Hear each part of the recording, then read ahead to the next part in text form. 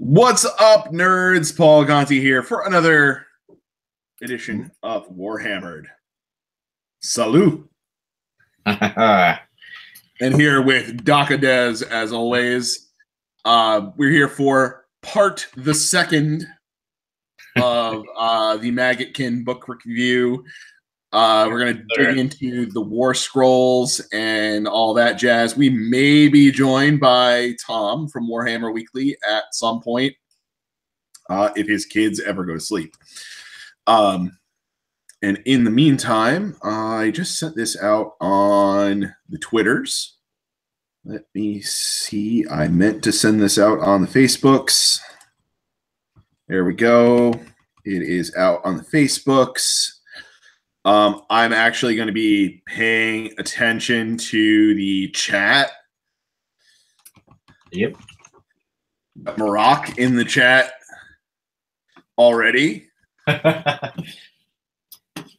He's waiting. He's just sitting there waiting. Yeah, it's like there's nothing else to do in Canada. Shit, why is this not posted? Oh, there we go. Oh, it's posted to Facebook. Now, and I posted it to the Maggotkin of Nurgle page as well, which is already over 1,000 people. It's pretty good. Yeah. Nurgle is super popular right now. It is the current hotness. It always has been, both systems. Yeah, I mean, like people were playing Nurgle and doing well before there was a battle tome. Yep. And now there's a battle tome and they're better. They're crazy. I can't wait to see how some of these new events unfold with the new book. Yeah. So I'm gonna lock on me and share my screen into infinity and beyond. Infinite me. Yeah, here we go. And are you seeing me? Nope, I'm seeing your desktop. Seeing my desktop? Why are you seeing my desktop? Oh, you're seeing. All right, are you seeing my screen? Yeah, your screen. All right. Desktop, same thing. So we're not that drunk yet. Okay. Oh shit. There we go. So if you have not watched our previous video, we went through all of the battle traits, command ability, or command traits, artifacts, and battalions already. We're skipping over all of the narrative stuff and getting straight to the War Scrolls. Are we going to do any of the battalions right now? We already did the battalions. I thought we did. Did I black out? I think you did. I did drink the equivalent of a quart of vodka. Maybe I blacked out a little bit. Yeah, that could be a problem for sure. I just realized if I'm screen sharing, I cannot actually see the chat. So I am going to open this on my phone so I can chat with people as well. Mr. Maroc is building a Carnosaur. Yep. What are you doing, bro? You should be building a green and clean one. That is the correct answer for right now. So, and hold on. Tom's here. There's Tom, yeah. Hi. What's happening, baby? I'm back. So we jiggling? What? What's up, folks? We have not even gotten started yet, so we can have a nice on-air uncivil discussion about the quality of Rodigus. Oh, there we go. Here we go. I need to pour a drink. Give me a minute. There you go. That's the spirit. So yeah. There's what, like 4 GTs this weekend? 3 or 4? There's a lot. Sheffield, LVO, Wagpaka, and there's something going on. CanCon. Yeah, and CanCon. Yeah, there we go. So, how many top 8 appearances do you think we will see out of those 4 events of Nurgle?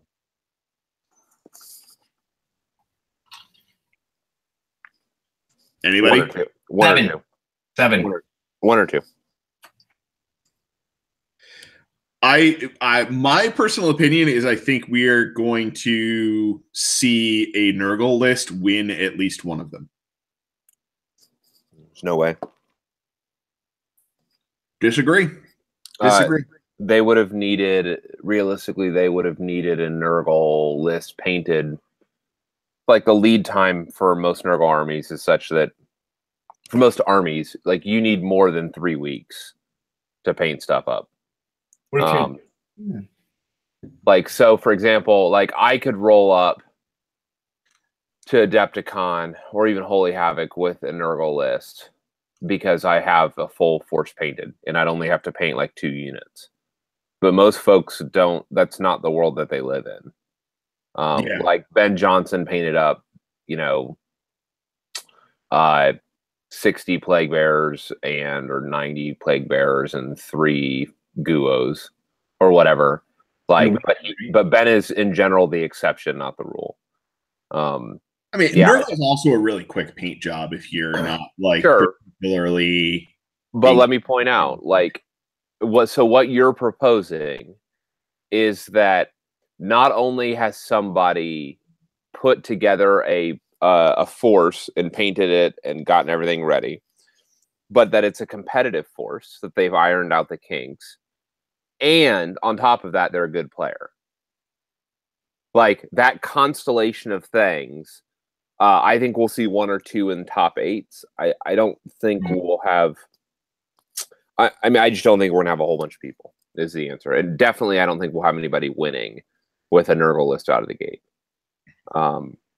Because like I love Nurgle. Don't get me wrong. I think it's solid. I think it's going to be a top competitive army. I think that it is a toolbox style army now.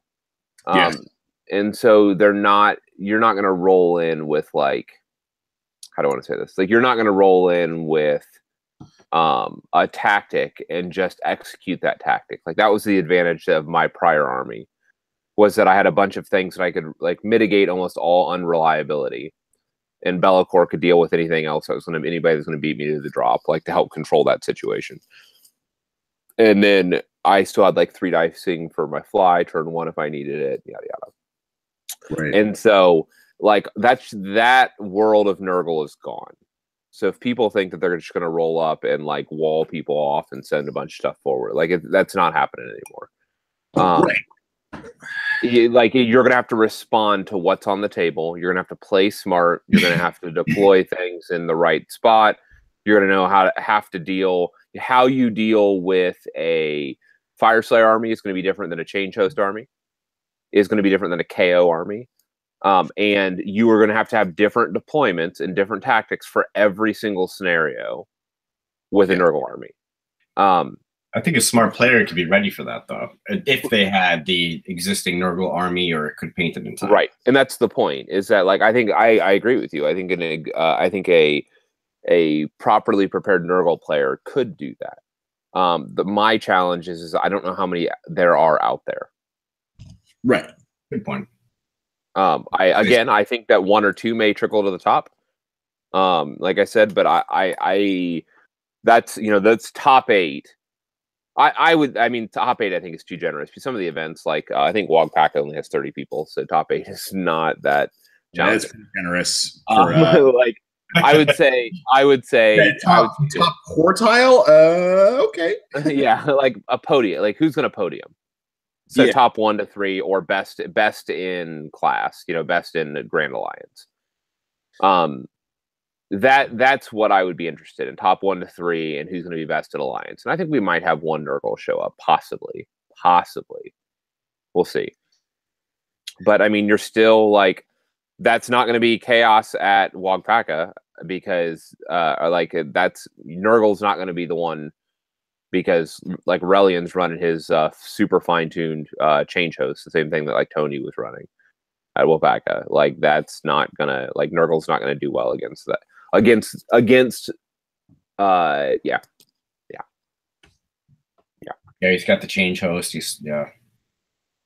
Yeah, and he is and Relian has ran 100 games with that army. Like he know it's the same thing that Tony was running, and Tony had a 97% or 98.7% win ratio. The only person that ever beat Tony Moore with that same change host was literally last year was Gary Percival twice, and that's it. And that was Gary playing his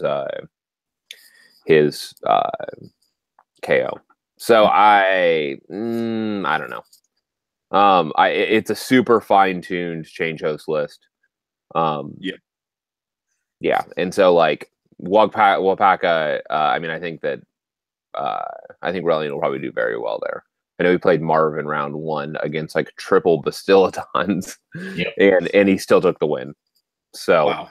Yeah, that's what I've seen so far. Is doing pretty well. Yeah, and like let's be honest. Like, if there's an army that Change Host probably doesn't want to go up against, it would be a triple Bastiladon Seraphon list. So yeah. So shall we actually get into these badass war scrolls? Sure, we can do that. Yeah. So up on the docket, everybody's been staring at for a while now already. The good Mr. Rodigus, our named Great Unclean One.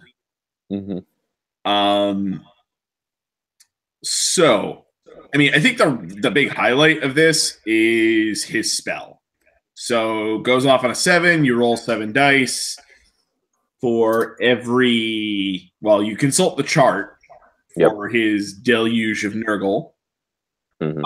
Starting at 0 to 3 wounds. On a 4-up, it does D3 mortal wounds to a unit.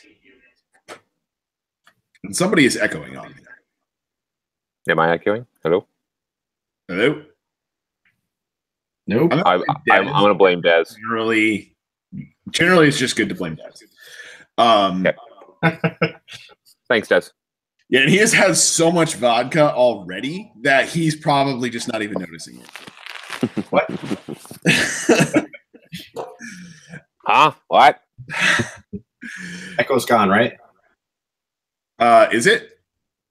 Yeah, Echo's gone. Cool. Yeah, it was your fault. Fuck you. So this is... I will tell you off the top the 2 things that I don't like about this spell. Okay.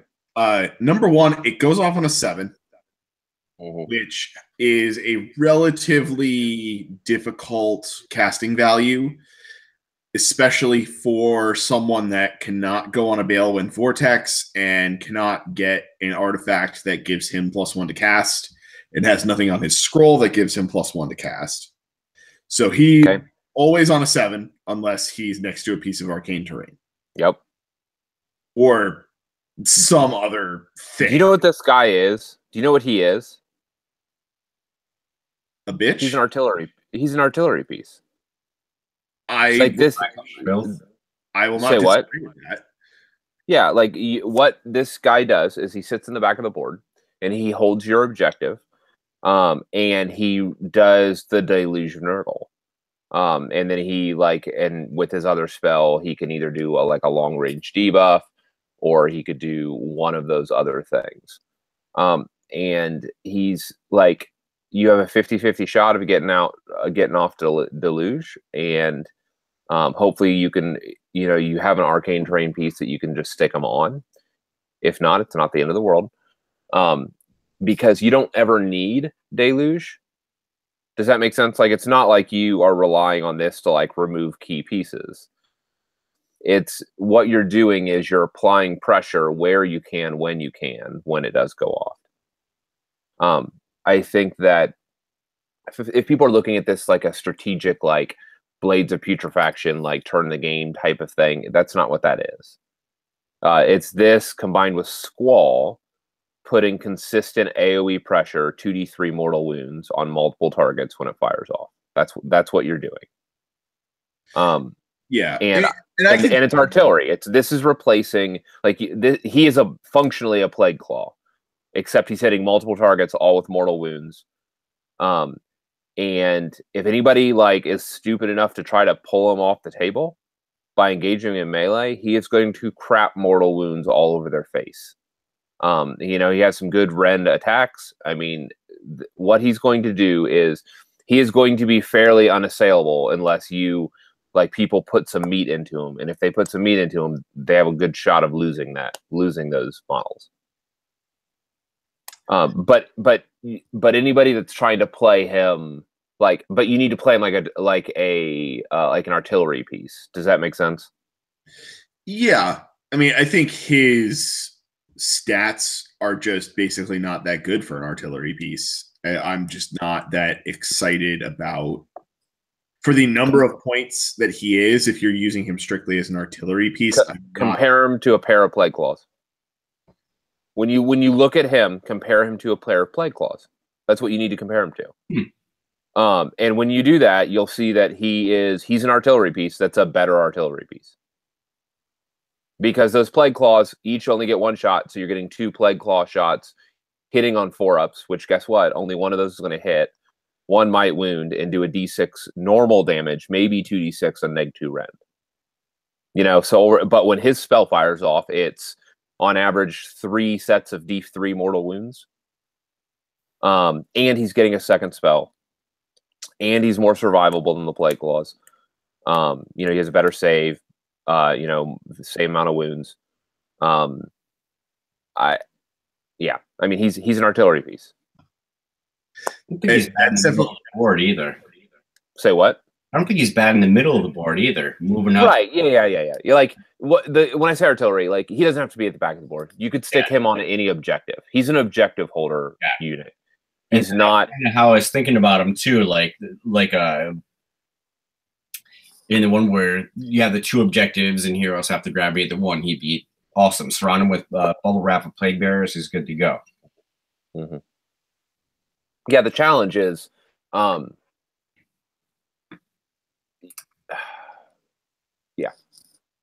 yeah. I mean, he's good. The key is that, if you're running the other Guos, they're all just doing very different things. He's an objective holder. The Guo with the bell and the knife, everybody loves, and it's a great piece. But that's not a striker piece. No, that's a utility piece. He's a support class, and that's a really I love him. I will probably run him, but he's also a 340 point buff piece. That's what he is. He doesn't kill things, not reliably. And he doesn't die. He doesn't die, but it is important. But is it 340 points important? And you need to build around him if you're going to run the other guy. To me, the most exciting of the Guo build outs is the one with the big sword to give you a real big striker, a really hard to kill striker with high rend. Now, that said, you have to build for that. And I think that's the key, is that you need to think very carefully about which run and what and how you build them out. Because they're going by choosing either Otigus or one of the other guys with one of the multiple build outs, like, you're buying something. You're buying, you're buying a build. You're buying functionality. And so you just have to be very careful what you're buying. Have you built one yet? I haven't. They are super easy to magnetize. I've heard that people have had. Yeah, it's like they built this model to magnetize it. Like, you couldn't design better to magnetize it.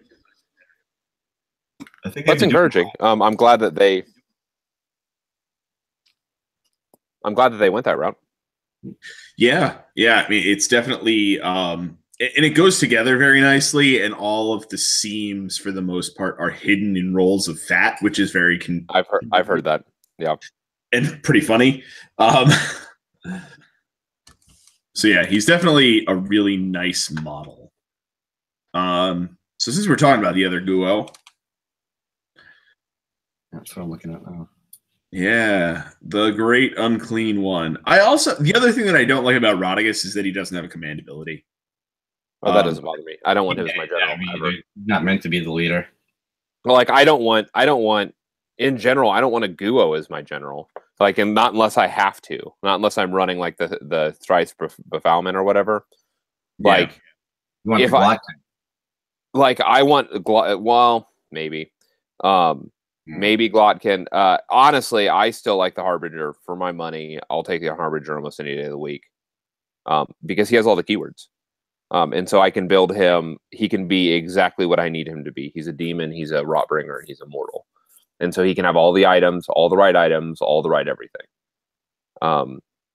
But anyways, but that said, I have a number of builds that are using Glotkin, because Glotkin's a beast. Yes.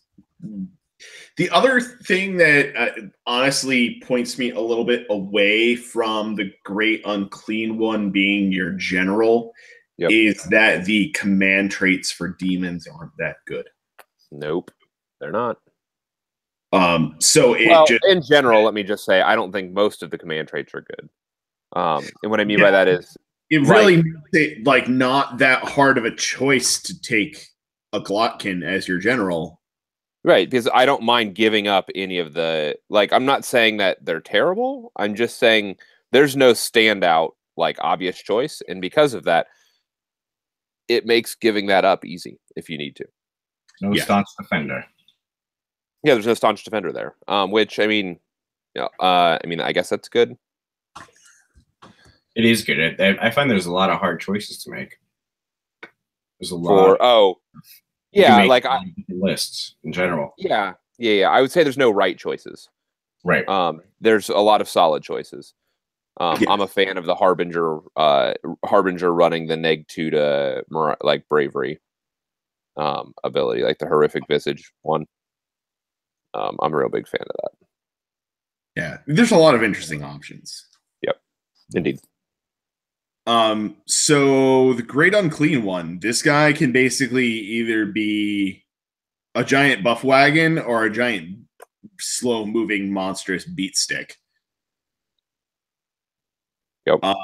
And Tom, you basically mentioned that you seem to be more of a fan of the beat stick side. Yeah, like, don't get me wrong, I think that I think the buff wagon is more I think it's the more competitive option. I think that's what you're going to see more often. I think that you're going to see him behind the lines providing a support. Because like what he ends up doing is he ends up making the perfect actual companion piece to a plague touch warband. You need a demon caster to kind of dip into those demon spells, and then what he becomes is he becomes a generic buffer that is that can sit and, like, move plague touch to a 2-drop that has a demon spell support. A demon spell support, and he does like the Mystic Shield or the Arcane Bolt in addition to your spells if you need them. It like the demon specific debuffs that are pretty sexy. Yeah. So yeah. So and then also obviously the 3-inch buff, which moves those Blight Kings up to like 7 move, which suddenly, like, you're cooking with butter on those guys. Oh yeah, that is. Yeah, I mean it. What I will say about the great unclean one, my feelings on it. I will say I have built one. Yep. I don't really intend to buy another one, and he is constructed with plastic glue with the bell and bile sword. Sure. That's my first choice too. Second choice would be the combat orientated one, and then Rodigus. I like Rodigus too, though. Yeah, I mean, when I buy my Guo kits, I'm gonna buy 2. I have the Exalted, and I can run that Exalted, like I'll proxy him as the Great Sword guy, and I'll build Like I'll magnetize mine, but I'll build one as Rodriguez, and I'll build the other as normally he'll run with Bell and the Sacrifice Dagger. Yes, I think they'd run great, and I think a thrice-fold Befoulment could be fun, competitive until you played Tzeentch. Yes, could be fun until you played Tzeentch. You said until you played Tzeentch? Until you played everything's fun until you play Tzeentch. Yeah, I don't know. I mean, in general, like I will say this, I think in general, Nurgle will play well against Tzeentch. They have the tools to pull Tzeentch apart. Yeah, I mean, I feel like compared to a lot of other possible options, like Nurgle is good at dealing with Tzeentch. I just feel like as it currently stands, Tzeentch just is really hard to have a good matchup against. Well, maybe. I mean, again, like my record against Tzeentch right now on my when I've played Nurgle is I've lost once against Tzeentch, and that was at Adepticon in that final game. It's the only time I've lost against Tzeentch, and I probably played Tzeentch 10 times in tournament play. And so like I have a great record against Tzeentch. And so in general, I'm not afraid of Tzeentch's mortal wounding, mortal wounding and ranged attacks, just simply because, if you build your list hard, like Tzeentch is just going to bounce off all your stuff. Yeah, you're running a lot of magic, so you have a lot of potential to unbind their spells. That's exactly what I was thinking too. Is why Tzeentch should be the hard counter, the dispelling. Yeah. Well, and the hard counter to what? If you're relying on that battalion and 3 great unclean ones, like dealing out most of the mortal wounds through their magic, yeah, Tzeentch is going to have a lot of chances to unbind that. Sure. Chances, I think. Yeah, I can see that. Yeah, and I mean, I think the thing that really makes Nurgle do well against Tzeentch, if you're building a competitive list, you're going to be in a position where virtually everything in your list has a ward save. Yep. Which stops. I'm not going to say stops Tzeentch, but it gives you an added layer of protection against Tzeentch that most other armies don't have. Yep. And even that might give them the leg up. Yeah. Some good buffs and debuffs that aren't based on magic that'll help you pull through. But I think Tzeentch should be the hardest to come up against if you were bringing 3 great unclean ones in that battalion. Yeah. All said, though, I mean, I would be shocked if we did not get some points increases for Tzeentch in the next General's Handbook. I don't think we will, honestly. I think they would have done it already, right? Yeah, I think they would have done it already. And in general, I mean, I think we're going to see Tzeentch more and more perform well in these environments because of just a single army puts Tzeentch in its place. You know what that army is? KO. Yep. KO is a hard counter because the only Tzeentch list that can give KO a run for its money is Joe Cryer's maxed out Change Host, which has like 200 models, and it's a 1-drop that'll dominate and control the board at the top of 1. And so you are, as a KO player, you're put into a terrible conundrum of, do you deploy on the table and likely get shot off, like your ship will get swamped and shot off by the 200 plus models, or do you deploy off the table and hope that you can deploy enough junk that it'll zone out a certain area that you can still airdrop, because you're not going first.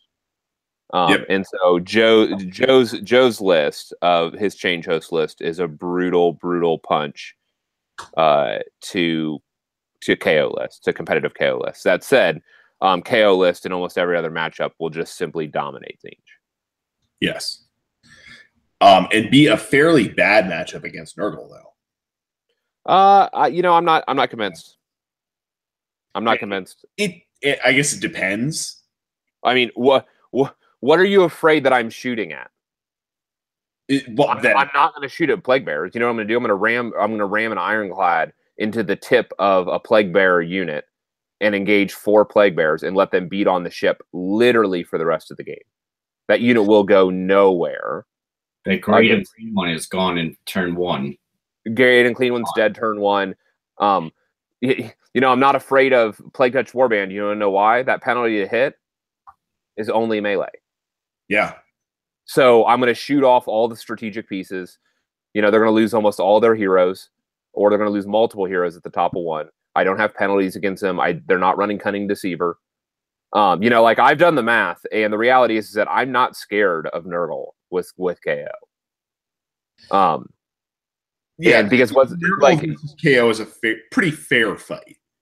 Let me just say, the only thing that I am afraid of, and it'll be interesting to see in the competitive scene if people pick this up with Nurgle, is I think the scariest thing Nurgle has to offer right now are multiple blocks of 10 Blight Kings. Oh, yeah. I think that is a ball-bustingly terrifying offering that Nurgle has. Because for 320 points, they are getting 41 wounds at a 4-up save that likely has a 5-up ward save backing it up. It might be -1 to hit melee combat. And like I think about, so KO's Alpha Strike of like sending in the riggers to kill something. On the charge, they'll do 20 some wounds, right? Something like that. And against most units, you know, they will kill from battle shock. They'll just remove them from the table. Against a unit of 10 Blight Kings, they're going to kill a couple, and then the Blight Kings are going to turn around and murder them. I mean, like the KO unit, because they're going to explode. They're going to get 30 some confirmed wound, or 30 some confirmed hits. Of those, probably 20 will wound, and the KO will save half of those, so you'll get 10 wounds. You'll take 10 damage, sorry, and that'll kill half of your rigger unit. Yeah.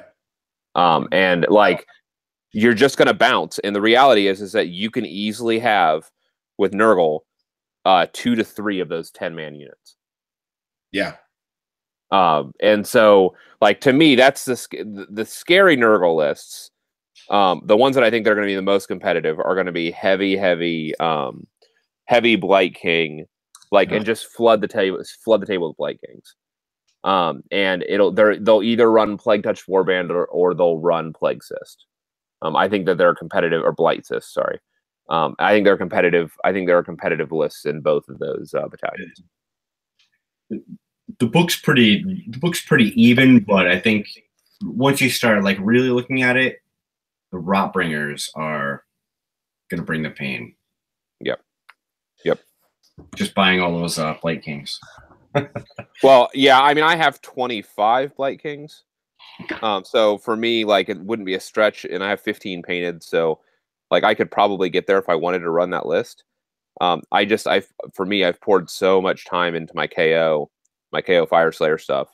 Yep. And like the paint job, like the reality is that I think I have a solid shot at most painting competitions, you know, like for fan favorite and for best painted. Like, great, yeah. So the reality is that like I'm already in contestation. Arguably, I'm in the running at least for most of those most events for at least that trophy. Let alone the fact that these are still a tier 1 army, you know, and so like so it's real hard for me to walk away from that, just given what I have. That said, I would be lying if I haven't thought twice about just rolling out a Nurgle Blight King just swarm for Akon. Because I mean, it's just like that's where the money's at, and the first person that does it, everybody's going to be like, "Oh my god, it's so ridiculous!" And there is a competitive list there. Like there is. There totally is. Yep. Yep. And the fact that you can get the battalion to give them all Rend 1, and the number of different things in this book that can give enemy units -1 to save. Yep. Like your opponent just doesn't have armor. Like thanks for all the Ren for that's not Ren. Oh, it's crazy. It's freaking crazy. Yeah, I mean, Blight Kings, the issue was always bouncing off because you don't have Rend, and suddenly, like, you do now. And, yeah, like, it's... Yeah. Again, in my mind, the competitive list is going to run a ton of Blight Kings. Yep. Multiple 10 packs of Blight Kings. Gut Spume will be... Now we'll get there. Yeah, we can keep going through the list. Yeah. Yeah, so we should actually keep going through the War Scrolls. Yeah. But before we do that, very important question, gentlemen, is what you are drinking. Yeah. Good question. It's pretty much straight vodka right now. I think I'm almost through another quart tonight.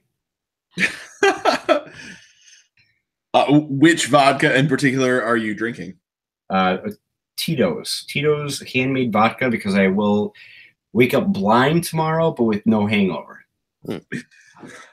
Nice. And Tom, what fine beverage are you consuming this evening? My drink of choice when I just want to chill, which is the Buffalo Trace bourbon cream. Nice. A Buffalo Trace, most people are familiar with their whiskey. It's a Kentucky drink. It's Buffalo Trace is amongst the bourbon trail around here. But the advantage of this, and most people don't know this one, is that it is a just the bourbon cream. They don't run large enough runs to have it available largely outside this geographic region. So it's more of a Kentucky thing, and it's a liqueur, and it's going to be like Bailey's, right? Kind of like Bailey's, but it's 100 bajillion times better than Bailey's. It's like drinking milkshake. Yep. Like that's the best way to describe it. And it's just such a great smooth drink. Yeah. So it is our drink of choice. In all the local places, I mean, they'll sell out around here. Like when a new stock comes in, people will walk in and walk out with by the case, like big, huge, pallets of 12 bottles at a time. So, it moves very quickly when they have them in stock. Yeah. So I am into my second beverage. My first this evening was a nice gin and tonic with Death's Door gin. Okay. Which is, the bottle is really not telling me much about it. What I will tell you is that I made a gin and tonic that was 3/4 gin, and it tasted almost like water. Huh. But it is 94 proof, and almost tasted like water. That's pretty good. So since then, I finished that one, and I have moved on to my choice from last week, which is Bar Hill, which I will gladly pimp once again. Excellent micro distillery in Vermont. Makes excellent gin that is it is distilled with honey, which is a really unique flavor. It really cuts down the I don't know, the feeling of drinking fire that comes along with bad gin. And they also make one that is very, very difficult to find. I've actually only found it in their distillery, at their factory store, basically, which is this same gin aged in whiskey barrels. Ooh. Yeah, it is good stuff. I would eat just about anything distilled in whiskey, bourbon barrels. Mm-hmm. Yeah. Mm-hmm. Yep. Indeed. That is correct. Speaking of that, one of my favorite Maker's Mark, one of the distilleries down around here, does their cigars, and they are delightful. Nice. See, I don't smoke, but that might entice me. Yeah, I'm not a big smoker, but I will say that I do enjoy an occasional cigar, especially when they're bourbon, they're seasoned in bourbon. Yeah, that sounds absolutely phenomenal. I also like I will enjoy like one cigar like every other year maybe. Mm-hmm. But that sounds like that would be absolutely phenomenal. It is. I don't even know. I need to find that thing and consume that. And probably end up dying of cancer as a result of loving it so much. It's pretty delightful. I'm not gonna lie. Yeah, and you know what's funny is Maker's Mark is actually a distillery that I have also been to. Oh, I haven't been to it, but I've definitely drank a lot of Maker's Mark, a lot. Yeah. well, So funny story. As I've mentioned previously, I think on here, way back at the early part of my career, I was an IRS agent for a while, and all of my training with the IRS was in Cincinnati. Yep. Which is right on the Kentucky border. Indeed. And so I spent a total of about 3 months in Cincinnati over 3 separate trips in training. Mm-hmm. And we got real bored on the weekends. I'm sure. And so you drive down to the Bourbon Trail. Oh, hell yeah. Yep. And down to Mammoth Cave, which was really fucking awesome. Yep. I mean, I'm in Lexington, so I'm an hour or so south of Cincinnati. And so we're right in Bourbon Trail country. Yeah. That beautiful, beautiful country down there too. And I was like absolutely shocked. I just like on my 3rd trip to Cincinnati, I drove because I just wanted to have a car there because Cincinnati in particular, just like staying inside the city is awful. So there's not a lot of public transportation. Yeah, or things to do. It's one of those cities that just shuts off at 7 p.m. Well, I wouldn't say that, but yes, I understand what you're saying.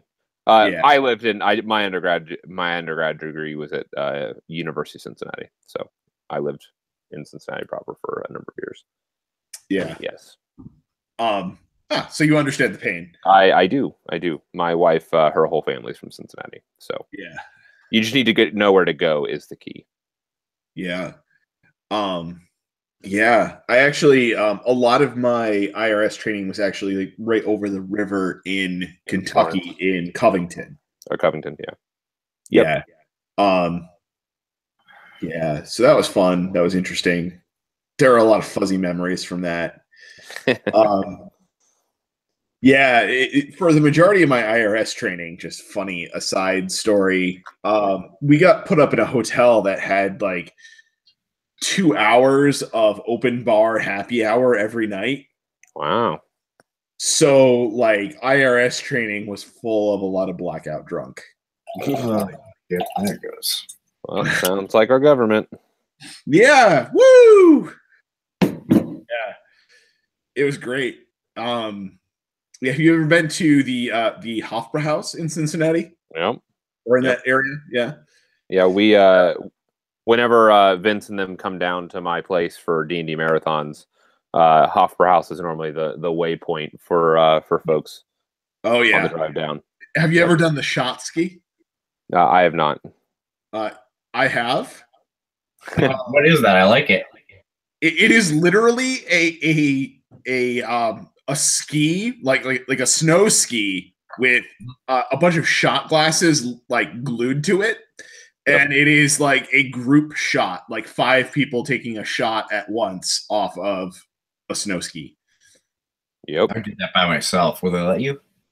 Well, do you have how many mouths do you have? I mean, that's the challenge. You're going to be wearing a lot of that. By Nurgle, yes. I don't think you've spent enough time in the Chaos Warp to do that yourself. Yeah. Very fun. Oh man, good times. Good times. Yeah.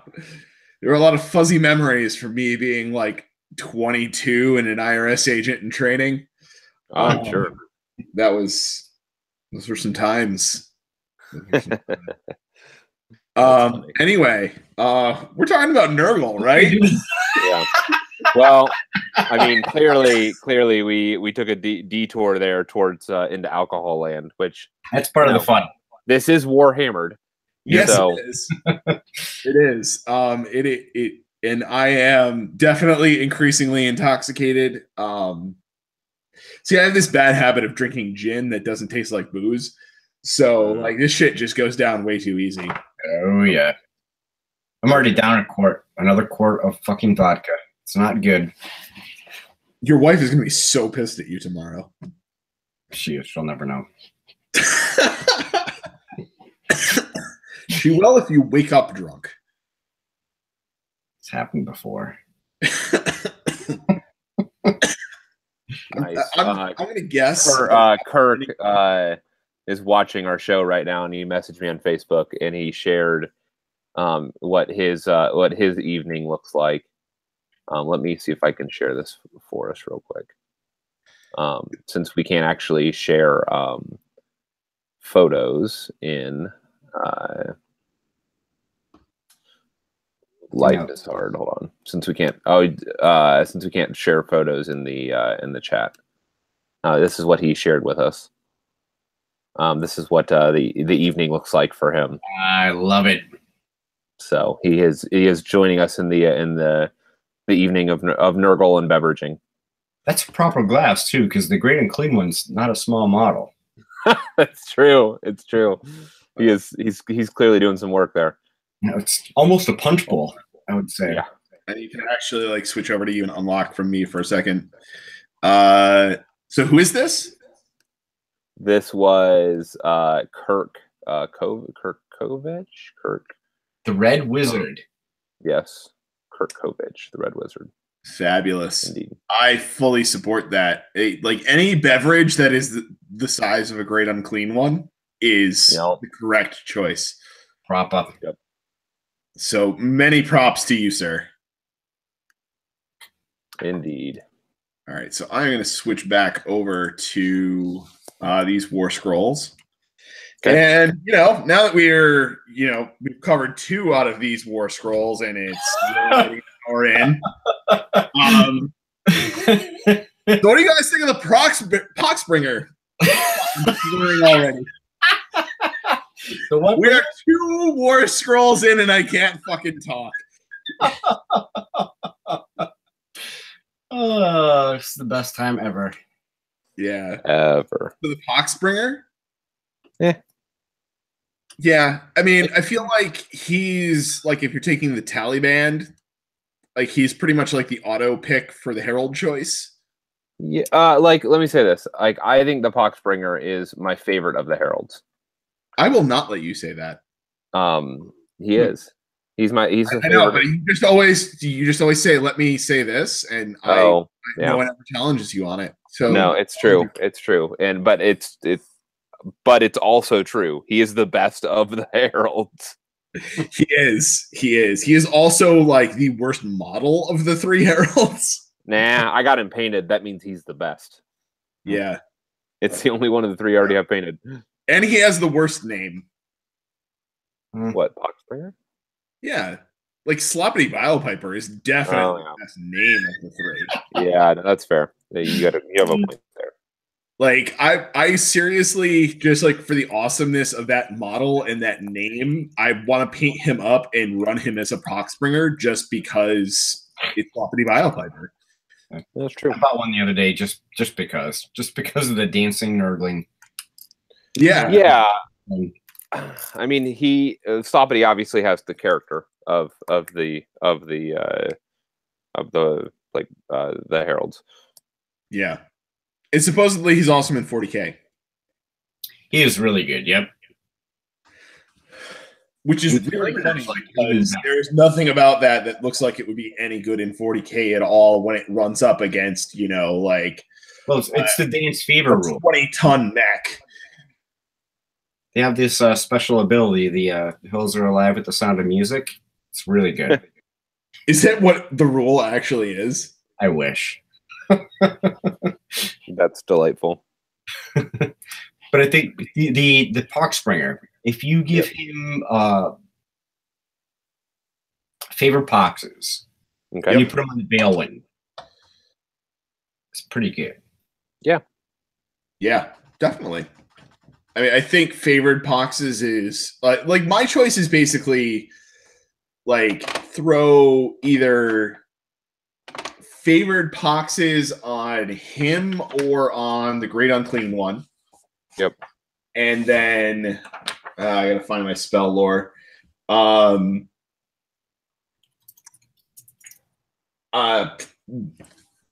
Glorious Afflictions on one of the two of them. Yep. Like you're throwing some pretty heavy debuffs around on your opponent. No, I mean that's certainly true. That's certainly true. And you know, I would think favored poxes though. It's another spell that needs to go off on a 7. Yep. So I would think it was the Balewind. No, you did the math. It's a 6 on the Balewind. The Balewind also goes off on a 7. Right. So, but the key is that once you get it off, Yep. you're now on 6s for every time you need to recast it. Yeah, and it's at 28 inches. Yeah. So I mean, the odds of casting either in the first turn or the second turn are very high, and in the first turn, you're not likely going to be actually in range of any spells anyway. Well, so let's be clear. Cast Balewind is not a bad option in the first turn. Yep. If you're playing with terrain, which we've been awful at, yeah, you put in your mystic terrain, and then you're summoning the Balewind, you're doing all right. Yeah, I mean, because you're gonna summon a Balewind on a 6. Yep. And then you're gonna be out of range of the terrain, but it doesn't matter at that point because you'll be on the Balewind, so everything else will be on 6s. Mm-hmm. Yep.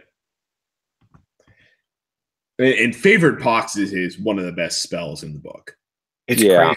Like it's really good, even though you can't do anything else. And that's why you want the Balewind, because you can't do anything else because you're on the Balewind. Yep. The Poxbringer, 100 points or whatever it is, and 120. 120. He's not doing anything anyway. You put him next to a normal. Awesome. Yep. Agreed. Yeah. And his spell, like the Eruptive Infestation, is actually not bad. Like its range is relative to a unit of Plague Bearers and like, you know, whatever enemy unit is in line of sight. Yeah. So, I mean, it's an arcane bolt with a different range criteria. So you can cast it twice if you could cast 2 spells. I don't know. I think it's kind of shitty, but I don't know. It's not terrible. If you've already cast Arcane Bolt, it's cool. And if your Poxbringer is surrounded by dudes, he's fucked. So I guess it's okay in that situation. He's fucked anyway. Yeah. Unless it's on a Balewind in your backfield and the rest of your army's pushing up against your opponent. And he's back there just casting favorite poxes all over people. Yeah. And he can follow your Great Unclean One around and heal him an extra wound every turn. Yeah. So that's not bad. True. So shall we move on? Sure. Epidemius. Mr. Taliman telling me banana. Is there like any reason to run this guy ever? Nope. Yeah. They removed the only reason that made him compelling, which was the +1 to save. Yeah, you know what really disappoints me is that you can't run him in the Taliban. The Taliban cannot go in the Taliban. Yeah, that's crazy. And he's been Taliban from the Taliban.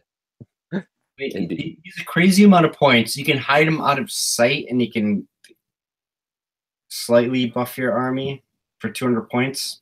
Nope. Thank you. Nope. Yeah, no. His buffs for killing fuckloads of guys is the same as the spell that's on a Chaos Sorcerer. No. Yeah, and I mean the reality is this: you can get at those buffs, especially if you're not running demons. If you're running Rotbringers, you can actually get his buffs, the bonuses to the rerolls to hit at least, a lot easier with either the Lord of Afflictions or the Lord of Plagues. Probably the Lord of Afflictions. Oh, he is the best. So yeah, I wouldn't. I mean, and yeah, It's really just disappointing what they did to Epidemius. I was looking forward to this guy. What I'm sad about is I wanted to run an all demon army. Like that's what coming out of this. That's what I wanted to run. I wanted to run the demon Nurgle list, and I wanted it to be competitive. And the problem is that I don't think it is. Yeah, right. Like that's not where the magic in this book is.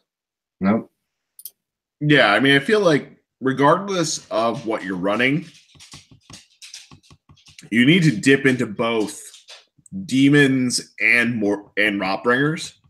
Yep. In order to like maximize what you can get for artifacts and spells. Yep. Which basically means you can't run a really competitive 1-drop army. Right. And like, so the irony of all this, by the way, on top of that, is that it's so frustrating. Like by them upping the price on Plague Bearers, like I am not as much of a buyer for them at their new price point. Like I was interested at 270, but when they jumped up to 320, I'm like, yeah, I think I would just want to run 10 Blight Kings.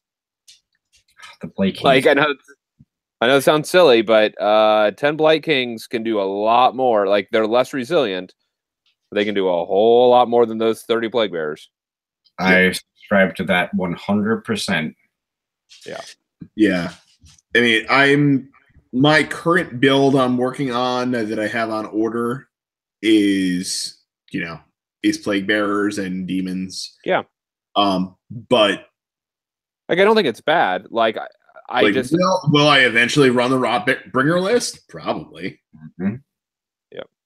That is just at a later date when I can make the purchases of all of those Blight Kings. Yeah, and I would keep an eye out, by the way, for Shadows of Hammerhall on eBay, because they used to like piece that out, and that has the full kit of Blight Kings in there, like all 5. And so you may be able to get Blight Kings new on sprue at a discount with that. So something to think about. I always love those models, but I've been playing since the world that was, and you were like so expensive then. And it's funny, I got a bunch of mine used. They're affordable.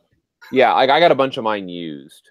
I got mine from I don't remember where exactly it was, but I got a lot of them and on eBay, and like I had too many Blight Kings. I ended up having like not anymore. Yeah, I mean, like that's the thing is that I have 25 right now, and I was like, I don't know what I'm ever going to do with 25. I don't like. I was never going to field 15 previously. I totally would now. No problem. Yeah, no problem. Yeah, I'm going to need to buy, and I've recognized that at this point for myself, like I actually need to buy an additional 5 probably to bump me up to 30. 10. Yeah, 3 units of 10. Like 3 units of 10, I think is actually the magic number. Like if you can get to 3 units of 10 and have all the rest of your toys, it's a scary situation. I would field a ton of Puscoil Blight Lords too, given the opportunity. But we'll get to that. Maybe. Right? Maybe. I'm not sold on those guys yet. I mean, they're a major flavor win. You have to take a min-max. Min-max is the key. Yeah, I don't know. So, as we already mentioned, Spoilpox, Scrivener, and Sloppity Bilepiper. Awesome models next. Awesome names, awesome models, cool in 40K, dog shit in AOS. Although I am curious to see. I would take the Scrivener. I would take the Scrivener in a Plaguebearer heavy army. Bilepiper is going to be a lot more work. I can't imagine the world that I take a bunch of take a Bilepiper. I mean, what I'm very curious to see is like looking over all of the units, like in totality, the number of times that the keyword Nurgling appears really makes me wonder if like maybe there is like a secret tech Nurgling list that we're not thinking about. There's not. I've already run the numbers, and that was back before. I'm not shocked.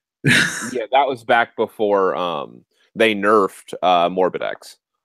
I had a number of lists that were running Morbidex with like flanked by units of Nurglings, and it's not there. It's not there. Yeah. If you know what would make it good is if they had the Spirit Host rule of on every 6 that does a mortal wound. Mm-hmm. If that was the world we were living in, I think they would be viable. But instead, it's if you've done any damage with a unit, roll a dice. On a 2+, you do another mortal wound. That's not the same universe. That is definitely not the same universe. You're mixing your Marvel and your DC right there. Yeah, that's just terrible. Like it's just not good. No. So, anyways. Yeah. I mean, I think a Nurgling list would be hilarious. I would like pay money to see somebody take that to a GT. I'll be honest. If I have a tournament tomorrow for 40K, if I had painted Nurglings, it would be awesome. They are awesome in 40K. Spoilpox, Scrivener, Sloppity Bilepiper, awesome in 40K. I would take both of those before anything else. Well, I have a 40K shipment coming I will have this week for both my Custodes tome, and then I'm also picking up the Demons the Demons tome for 40K. And so I will, I'll be able to weigh in on that later. But as it is right now, at least for AOS, like I'm not a buyer. No. Yeah. What I need to do is actually learn the rules for 40K and then maybe consider any armies related to that. Yeah, I mean, I think the key is that New England. That's the big selling point for me. Dominating New England? No, no. Just the like crossover. For me, being able to run, demons in 40K. Yep. Like that's what makes me want to paint demons is that I could run them. I could run them in 40K, not AOS. Like they are like you have to take them. In my opinion, in the list that I was building in my head, like I said, I have a tournament tomorrow. If I owned both of them and had them painted, I would take them without a thought. Which is neat. Like, so I may end up painting Nurgle demons, but it's going to probably be for playing 40K, not for. Yeah. Not for AOS. I don't know. I feel like they're competitive. Like I don't know if they're necessarily like the best build of Nurgle, but that too. They're pretty competitive. They can hold their own, I think. Done right. I'm not convinced, but Like, what are they doing? Like, so so you're suggesting Taliban, right? Right. Okay, so then Drones. what does that Taliban look like? That Taliban looks like a thing that can effectively, tell me what's in it. Tell me what's in it. A great unclean one. Yep. 2 30 blocks of plague bearers, a 10 block of plague bearers. Yep. A poxbringer. Yep. Question mark for the other thing, and then like 1 or 2 other utility things to round out the count. And I'm not sure what that is yet. You're getting close. Yeah. You have basically you could probably do a unit of drones because you're required to have 4 drones. Yep. So you could. So it's possibly a unit of drones, and then you have about 300 and some points left over. Yeah, I mean that's where you're at. Lord of Afflictions and shit, I'm too drunk for this. We'll come to him eventually. It's a special character. He is a Rotbringer. He's a guy with a spell. Hold on, I'm flipping through my book. Sorcerer or Festus? Festus. Okay, so you're at 3 drops now. Yeah, Festus, Lord of Afflictions. Yep. You have no points left over for a Balewind. So now you have Festus walking around with a movement speed of 4, maybe 7 if you park him next to the guy with the bell. Which, of course, you do. All right. So you can't spread them out. You have a 14-inch range on that spell. You're planning on running the Lord of Afflictions, probably as an outlier with the Plague Drones. So here's my question. Who are not going to be in range of Festus. Let's be very clear about that. Yep. So you have one strike unit of 3 Plague Drones in the Lord of Abominations. And that's it. That's the only thing that can kill anything. Because everything else is just bodies. Like, those Plague Bearers don't have any killing power. Well, I think you use a combination of Blades of Putrefaction and the Great Unclean One's command ability to double attacks on, your blocks of 30 Plague Bearers in key situations to... So you remember how you were bitching about Rodigus not being able to reliably get a spell off? Well, I totally agree with you, and that's why I don't think that's actually the build that I would probably run. But what I'm saying is that is the demon build. Like I've ran all the numbers. I've looked at the composition of that force, and the problem is you don't have any killing power. Like you have to run in order to make that work. You have to give up Festus. What was that? Rodigus is great for the killing power, but anyway. But no, realistically, what you need to run in order to make that work is you have to run Glotkin. Right, which I agree. You have to run Glotkin for Taliban. But at that point, you're paying for both the Guo and Glotkin. So now, okay. So then the question is, do you just drop the Guo and run Glotkin, and then you don't have a bell?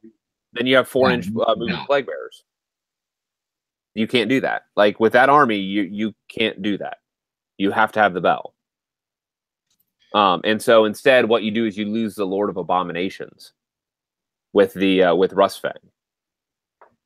And so that majorly reduces the killing power of those drones. So that's the challenge. Is again, I've ran the numbers, and it's just. There's not a good build in there to get all the pieces that you really need to get.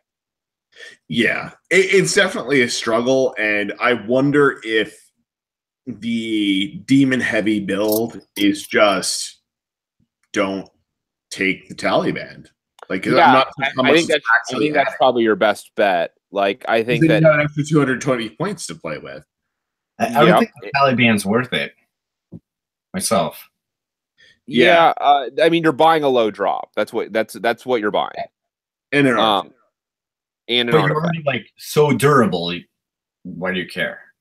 You care because Glotkin's going to get shot off the table by a KO. Against KO, you might see it 2 or 3 times. Right? If you see KO, you're fucked. And KO but feels anything else. The irony is that KO feels the same way about you. In that world. Yeah. I mean, I think, though, like, the name of the game, though, is to remember that really this is a scenario-oriented game, and if you can jump on objectives with which is why you need Taliban. Large and hard to move, you're in really good shape, which is why I think the Taliban with, like, 230 blocks of Plague Bearers is actually really good because, you know, if you can go low drop, and, you know, use your Great Unclean Ones movement buff, and, you know, use the Great Unclean Ones 3 drop. Let me be very clear about that. You are 3 drop. That is not low drop. Well, if you run Glotkin instead, then you're 2. Yes, that's true.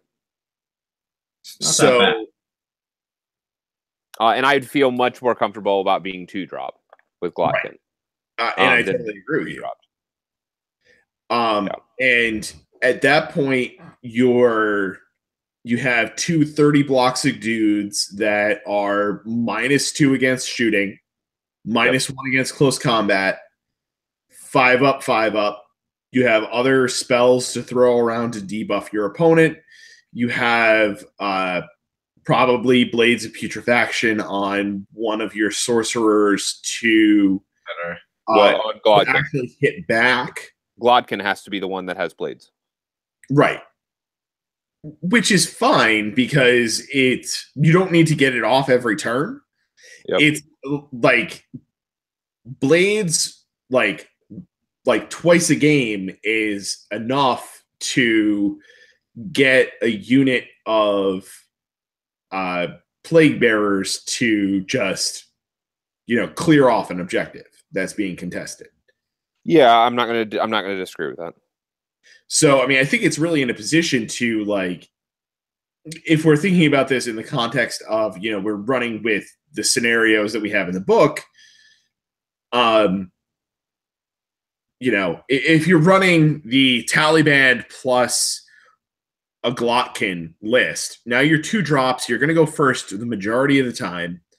You have 2 huge monstrous heroes for Duality of Death. You have 2 units of 30 Plague Bearers that are really hard to move for every other scenario. And for all of the scenarios where, like, a 20 block automatically takes the objective, like, that's huge. It's going to be really hard for your opponent to drop them below 30 consistent or below 20 consistently. When you start at 30, they've got the 5 up, 5 up, and all of the debuffs, plus they're returning D3 every turn, plus they're returning D6 on a battle shock test of 1. Like, they're going to be just really hard to move off of objectives, and being on objectives is how you win. That's when you're playing with, you know, the General's Handbook scenarios.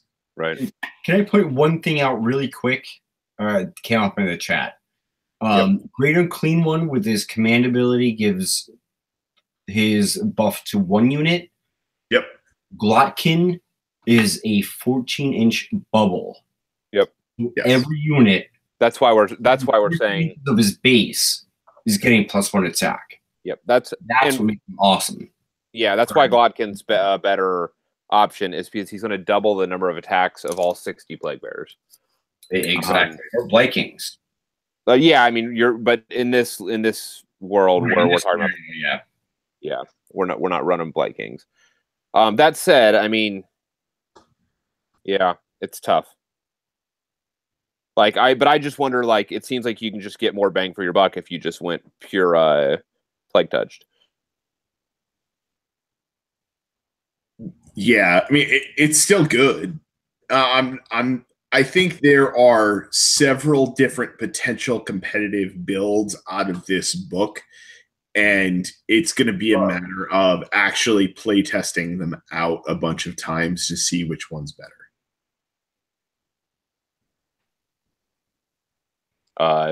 The Plague Touch is going to be the better one. Like, the numbers will bear that out. Like, there's no doubt in my mind. I'm concerned about the upcoming FAQ. That's what I was going to say. What are you concerned all of the speculation that's flying around about changes to models wholly within versus wholly within. Okay. And if all of the command abilities that say within are FAQ'd to say wholly within, then the Harbinger of Decay is terrible. I hear that, but that's not going to happen. I'm just throwing that out there as a possibility. No, I understand that. The reason why it's not going to happen is they wouldn't have printed those war scrolls that they just published.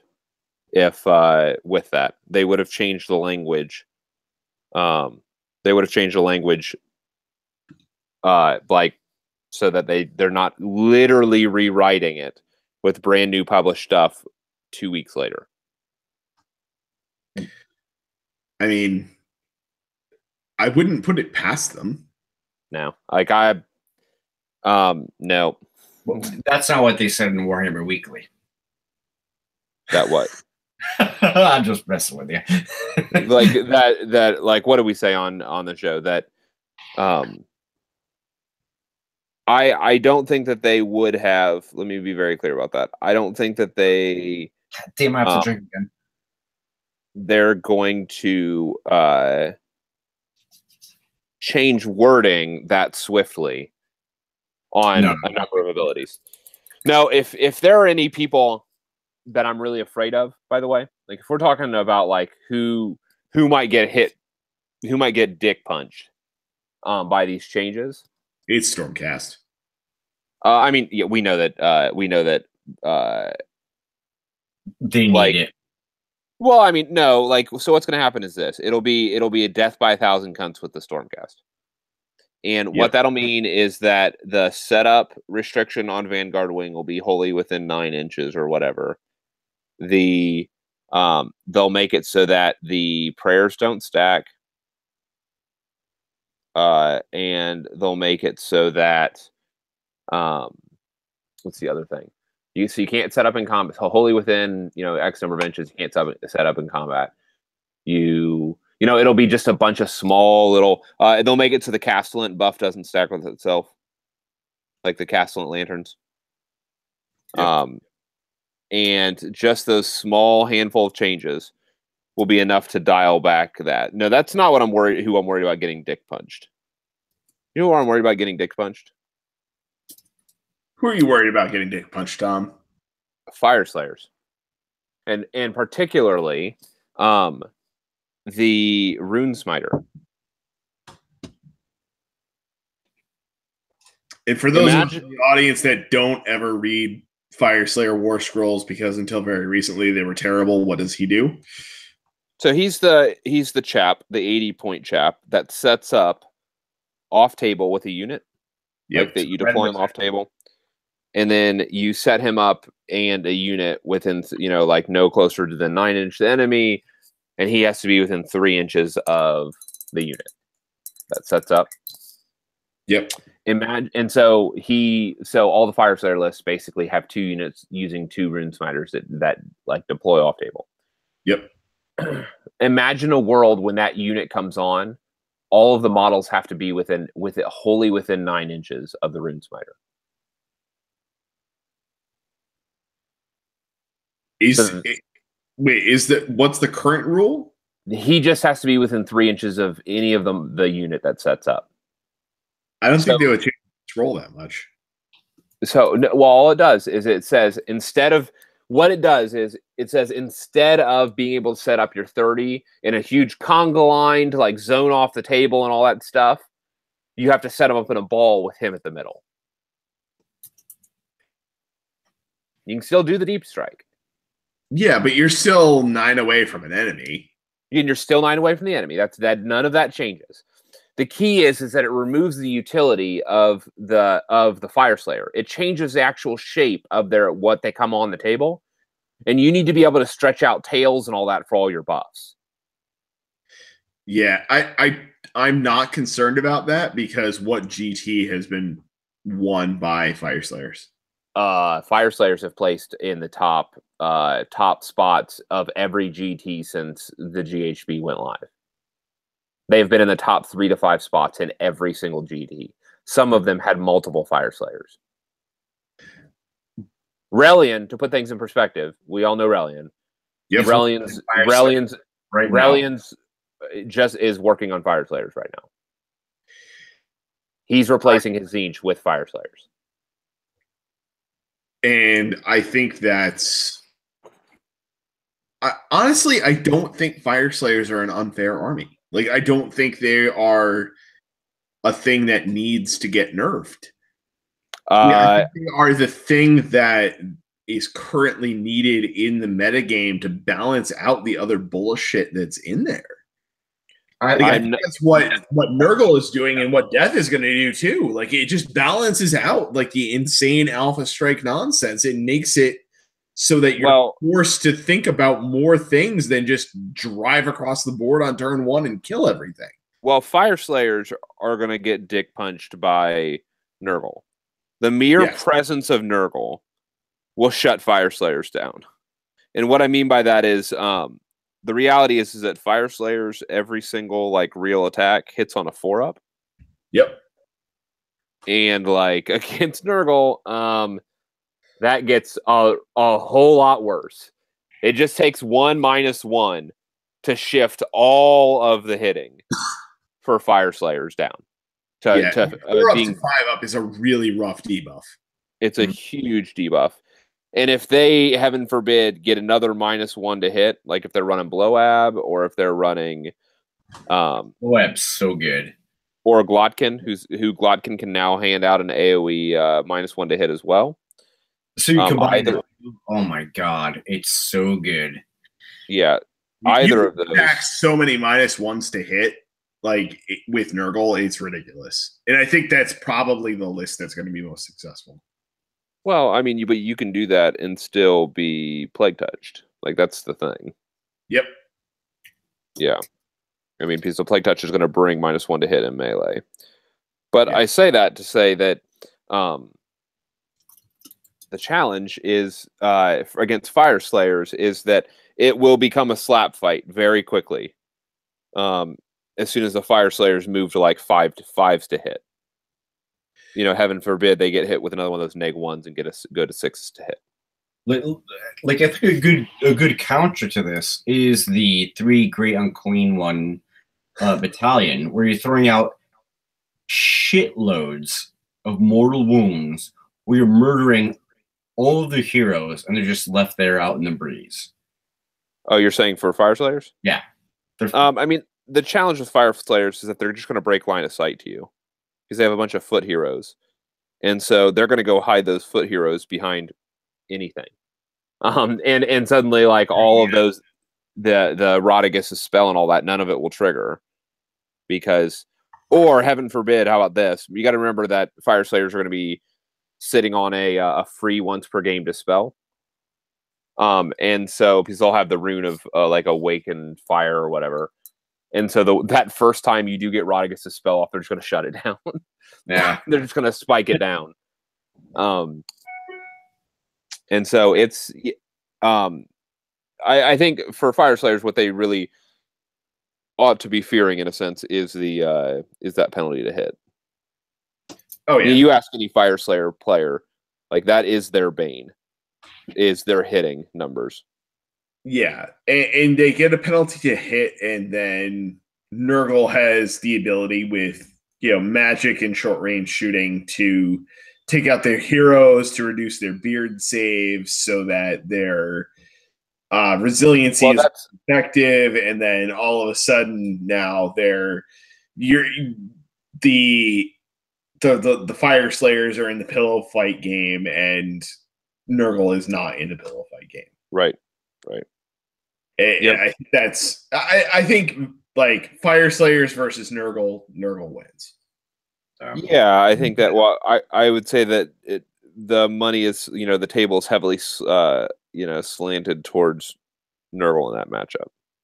Yeah, I think Nurgle in general has a lot of very good matchups, just by its general nature of throwing out a lot of -1 to hit. Yep. And just like that, stacking up -1 to hit against Murder Host shuts it off. Stacking it against Vanguard Wing shuts off all of their good stuff. Stacking that against any other hyper aggressive army, it just, even if they're not like triggering some ability on 6s, it's just debuffing them to a point that they're not hitting very hard. Right. So like what are they weak to? They're weak to like KO and Tzeentch, which are getting you at range with targeted attacks, with magic, with mortal wounds, with high rend attacks. Yeah. I mean, I think the good news is this: the world that we are entering into in the meta seems to be a world where there are no clear winners. Yes. Like, it's all going to be dependent upon what were matchups, and who got good matchups, who got bad matchups. Yes. At tournaments. Some outstanding play will set some people apart. But in general, more of it will likely be determined by matchups than by anything else, And when you're in a world where it's matchup dependent, that makes a lot more lists viable. Yeah. Because then you start looking into the more mid-rangey sort of lists that are like okay against a few things and outstanding against a few things. And like then you're looking at, the actual tabletop gameplay ability, not just list building ability. Yep. And there's not one list to rule them all.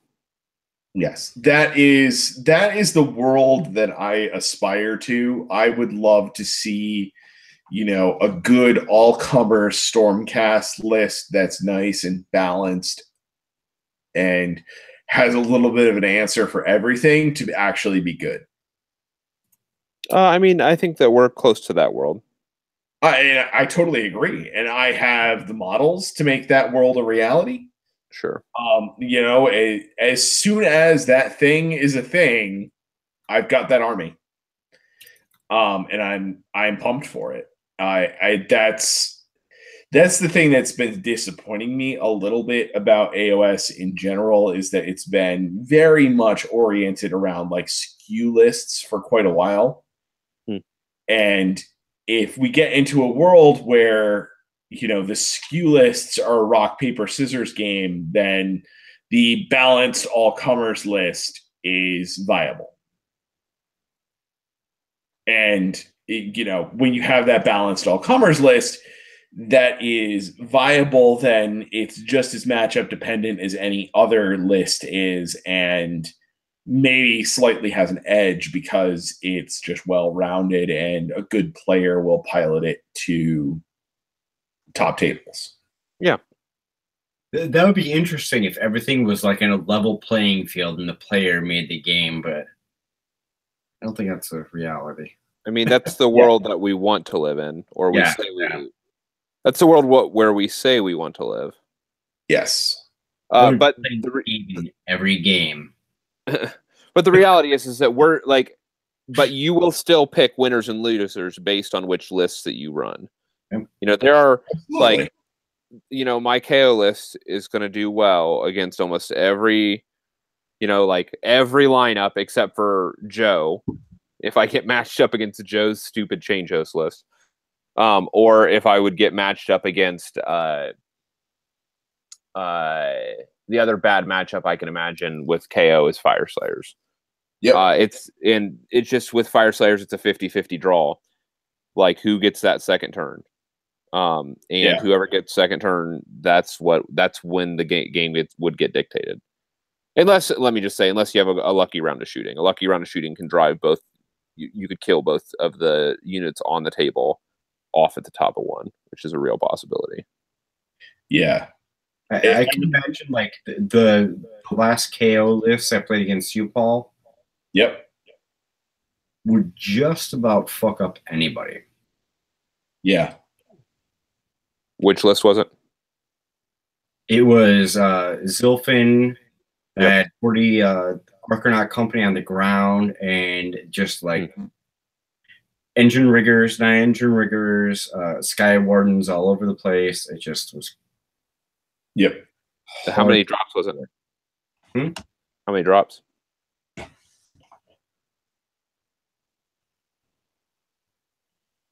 I don't remember how many drops it was. I think it was 2. It wasn't a 1-drop list for sure. It was 2. Yeah, so it was. I had to drop my Archanaut Company on the ground. So did you have a large unit of 9 riggers? I did. Yep. Then you had you probably ran 2 chemists. Yep. You probably only ran 3 or maybe 6 Sky Wardens. I think it was in order to have.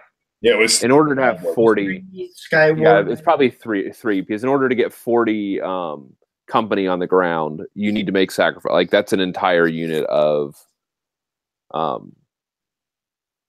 that's a lot of points. Yeah, like that's that's 360 points you need to come up with. It was Ironclad and an Admiral, and there was nothing he could like. He played Vanguard Wing, and there was nothing he could do to like. He dropped right in front of me and killed a ton of shit, and like I didn't care. I still had enough Skyhawks to do business. Yep. Yeah. Well, I mean, you were also running 2 Griffhounds. Yep. Like specifically like counter meta against Vanguard Wing. Yeah. That's. And you just castled in the corner with 2 of those dudes, and I had to spend turn 1 shooting them off the board. Yep. Wait for your stuff to drop, and then I think I just played that game incorrectly, and I think I should have teleported all of my liberators to kill all of your stuff that came off the Ironclad first, and then gone off after all your company. Yeah, but you know that in retrospect. Yeah, I mean, like lesson learned after exactly 1 game played against that list. Yep.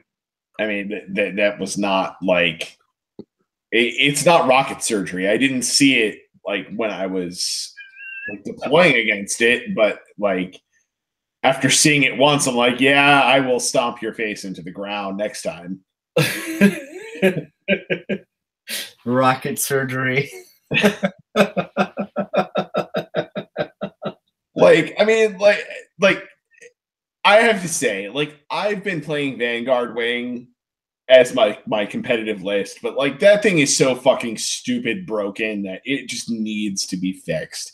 And it's not FAQ'd. Like we all need to buy plane tickets to the UK to go like pull out our placards and protest in front of It will be. Orders. I mean, Ben communicated that it is going to be fixed. So, my question is, how fixed is fixed? I suspect it will be uncompetitive. I don't know that they would knock it into uncompetitive. I would say they would knock it into not ridiculously fucking stupid broken. But I anticipate it will not be competitive. Not in the same way it was like, I don't want to say this. You make 2 of the 3 changes that I just rattled off there about not being able to set up in combat and not non-stacking prayers and all that stuff. And you're just in a different world of competitive play, of non-competitive play.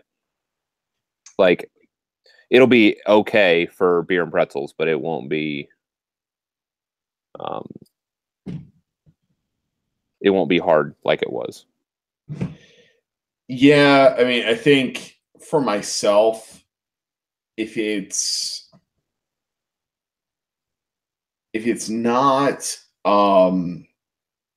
I think the only thing for me, I think that would really take it out of the competitive realm is if it goes to deploying wholly within however many inches of a prosecutor.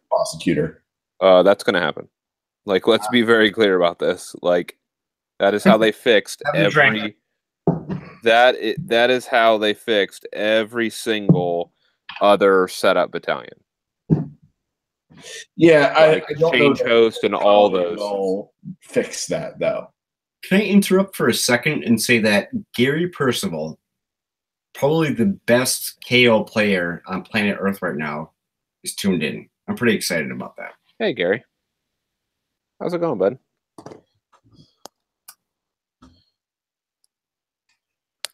Yeah, we're all a couple drinks to the wind. Yep. And just talking yeah. We are 6 War Scrolls in. Well, I would say 5 War Scrolls in because we have not even discussed the one on the screen yet. Which is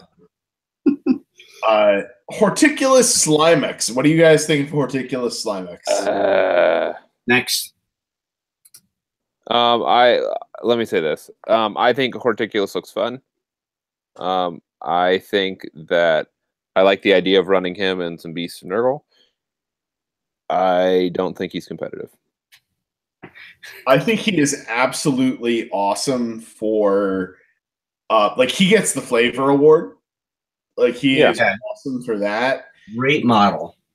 And in a universe, well, let's just imagine a universe for a minute where either the next GHB or the FAQ that comes up changes the way summoning works. Okay. If our summoning out of the contagion points does not cost reinforcement points, I feel like Horticulus is like a key component of a Nurgle army because he plants the second tree for free. Yep. Yeah, I mean that's a pretty big if. Like, let's be very clear about that. Like, in what you're talking about. Damn it! Stop saying that. Sorry, I want to get everybody just drunk. No. Why are you gonna be so HIV negative, Tom? Like, it would take a new General's Handbook for that to happen. I agree with you. I mean, all of the indications that we're seeing say that summoning is going to work differently in the future. Yeah, I think it's going to work differently. I think very soon we're going to get a new general Age of Sigmar rule set, and it won't be much different than the 4 pages. Oh, I don't think so. No, I don't think we'll see a huge general change. I think that we will see a new General's Handbook. And in that new General's Handbook, so I mean that's exactly making a bold prediction there, Cotton. Yeah, I have to disagree, and I think they will because I saw 40K like 6th edition turn into 7th edition almost immediately. Yes, that's the change I think we'll see. Is we'll see a new General's Handbook, and in that new General's Handbook, it will change how summoning works. Yes. It's a long time to wait. I mean, it's a couple months. Like, it's 6 months from now. We're halfway through this current season. Yeah, I mean, really, at this point, at any time, a new general's handbook is like almost an edition change. Yep.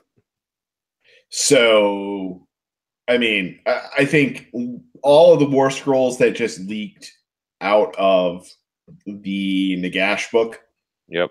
plus this, plus all of the other like slight changes to something that we've seen in prior War Scrolls. Yep. Like what I'll say, let me use a Tom phrase for a moment. What I'll say is this: that if we look at Nurgle summoning based on contagion points, I think it is a fair mechanism to use that for summoning without requiring reinforcement points. Yep. Sure. I don't disagree with that. And bringing a shitload of trees. And without, like, in a world where you are using reinforcement points, contagion points are worthless. I don't disagree with that either. So I don't think they would write a rule that they know is dog shit without knowing that in the future it won't be. We'll see. I mean, yeah, we'll see. Yeah, I think Horticulus is. I mean, I own one. I am holding on to him. I am not going to throw him on eBay to fuel the war chest because I'm speculating on him being better in the future. Sure. I mean, and I think that he will be better in the future, so don't misunderstand me. Mm-hmm. But I also think that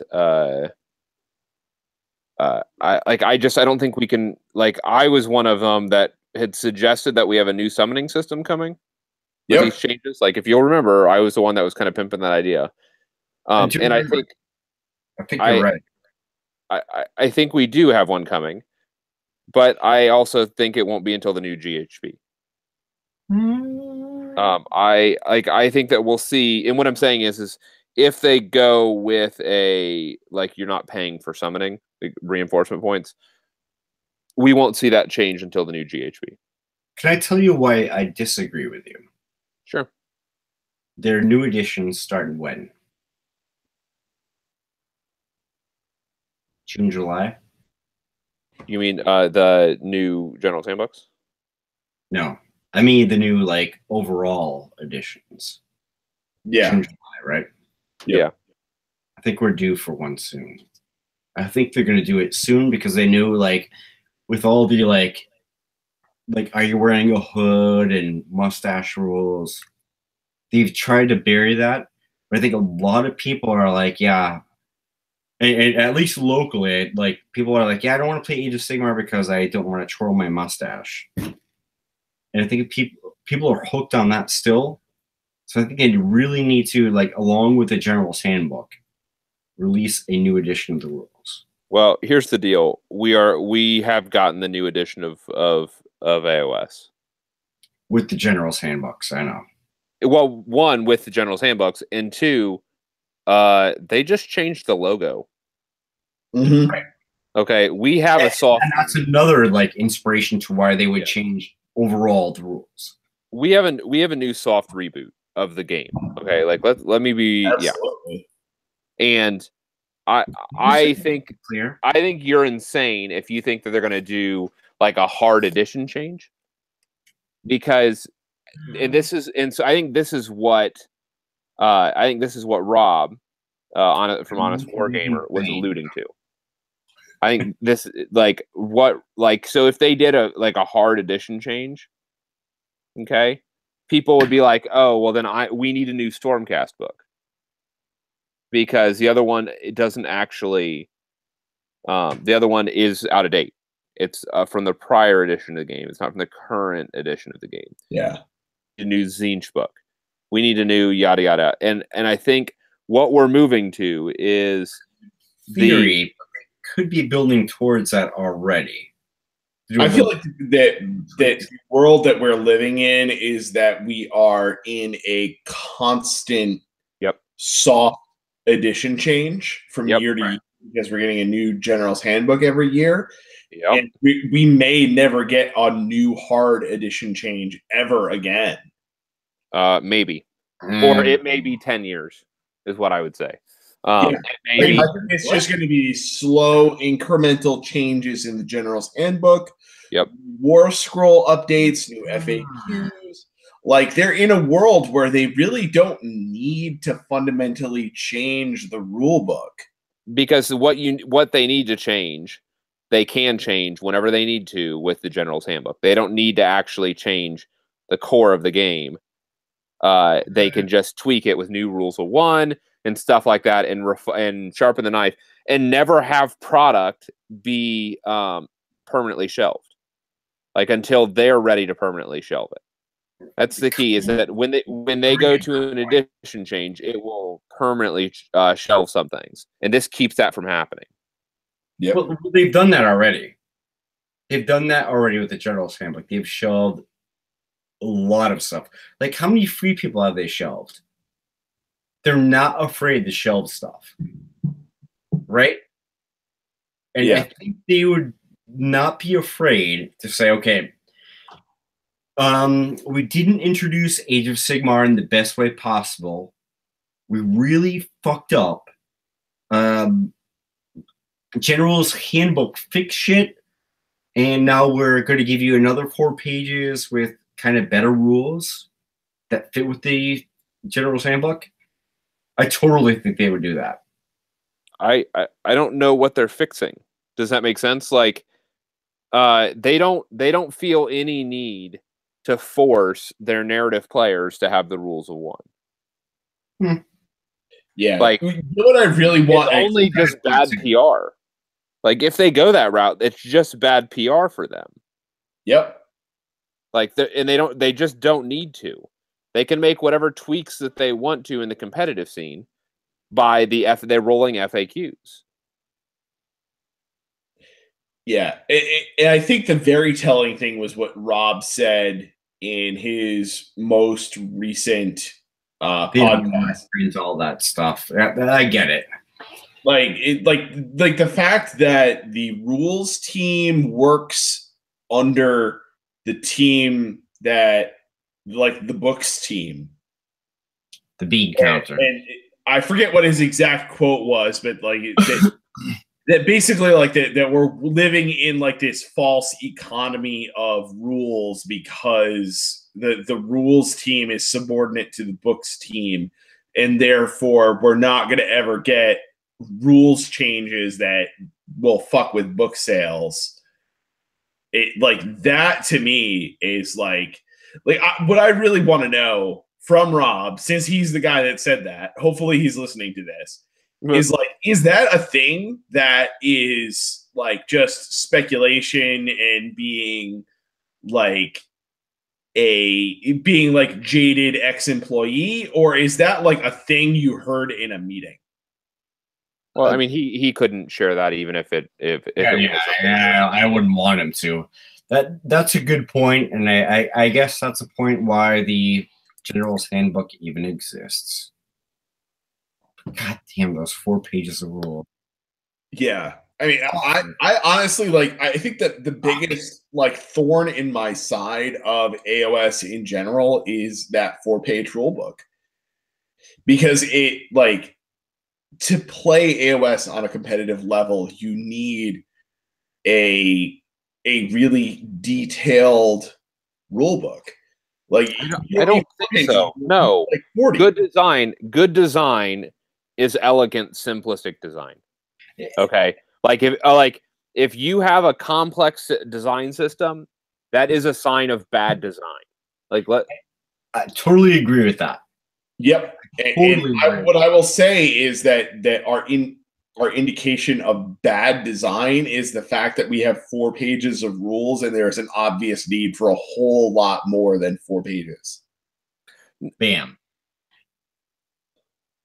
And I agree with that too. Like look at the number of pages of FAQs compared to the number of pages of hardcore core rules. But the problem is that immediately tell you that the 4-page rule book is insufficient to actually manage the game that they created. No, it is an infinitely complex system of hundreds of scrolls. That's why you need clarifications and FAQs. It has nothing to do with the core rule set. It's because all of the other interactions, and how do you educate all of those interactions? Like, don't misunderstand what's going on here. Like, it's because you have hundreds and hundreds and hundreds of scrolls, all with their own unique rules. And the question is, how do those things interface? If you added 50 pages to the main rulebook, you still would not resolve all of those complex systems. Okay? I think that the problem in part is, and this is another thing that Rob alluded to, is that there is not consistency across the war scrolls about how things work. Language is their big challenge. Right. They could reel in so much confusion just by being more consistent with their language. Right. And that was a thing that happened in the initial drop of the war scrolls. The example that I would use is there were 4 different units that had effectively what in 8th edition was a vanguard rule, right? Like you had like the Empire archers, the Bretonnian yeomen, and a couple of other things that had effectively the same rule. But like there were 2 that were worded one way and 2 that were worded another way. And like the question is can you in this setup move do a move and run or not? Right. And because they were worded 2 different ways, and if you were reading the rules literally, one would include a run and one would not. And the FAQ later said that they're both the same. So like from day one, we had this like the rules team is like retarded and not reading each other's work. And we're having these inconsistent rulings because of it. And I think that's just been like this perpetual problem over time that like they haven't had anybody, I would dare say, go to this extent. It doesn't seem like there is anybody that is at the like management or review level on the rules team that is a highly detail-oriented individual that is looking at all of these things and making those connections and comparisons to actually find those problems. Well, I am not going to speculate on that. What I would say is that I think the challenge for them is consistency. Yes. They need to get like somebody that's like Lori Goulding, who is the overall editor of the Black Library. Yep. Rules. Yeah, again, I think that yes. I think that it's a consistency issue. And they need to hire Ellie Goulding to do their soundtrack. I would never stop watching it. Yeah. Anyway, we're talking about Nurgle. I mean, we're supposed to be talking about Nurgle. I have no idea what's going on here. What? Hello? Theoretically, we're talking about Nurgle. So our next war scroll is the Plague Bearers, who I would argue are potentially the best war scroll in the whole book. Shut up.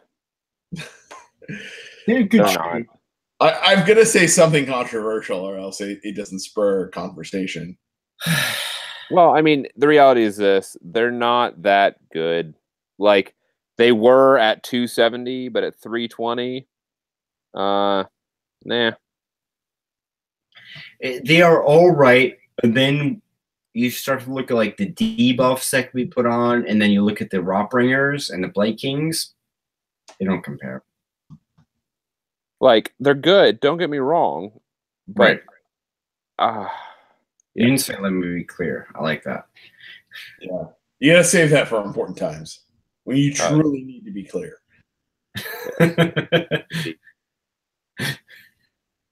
Indeed. Minor clarifications, not an important place to use that phrase. I mean, like ultimately, like you're running either of these or Blight Kings is your battle line. Yep. You can buff them up pretty good, no doubt. Yeah, I mean, between buffs and debuffing everything your opponent's doing, like these guys can get pretty rough on your opponent.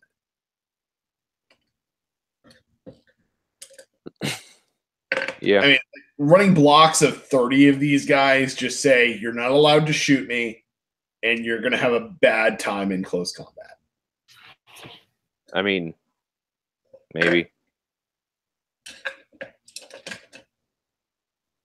Like, I don't know.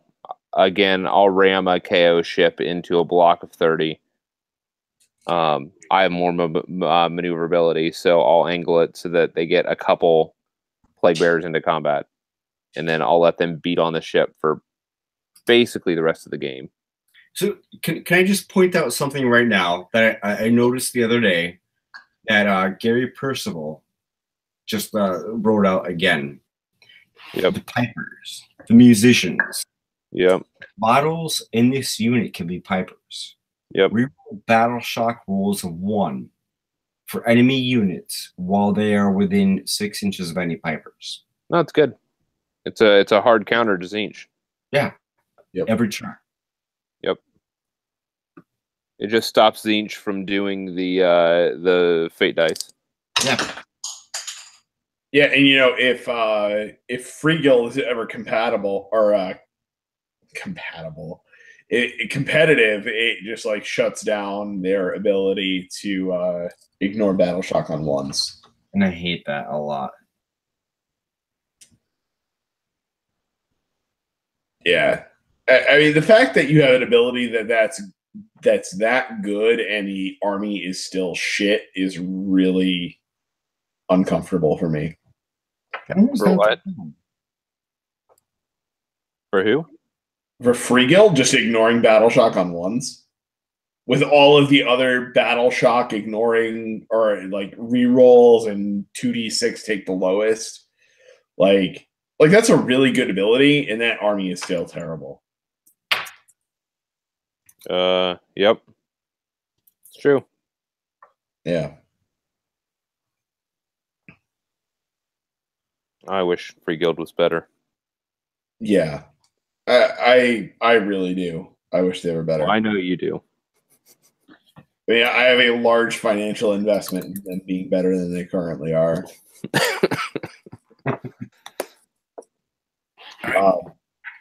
It's really disappointing because they just don't play like I would want them to at this point, and it's just getting to the point where, like, I mean, do I keep them around just for the hope that we either get like a battle tome and new release for them, or they're better in a new General's Handbook?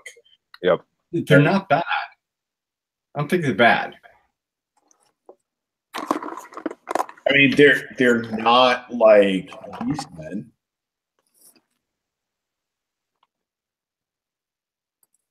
They're not Dwarden. I mean, I played Iron Jaws against you, right? Yep. I had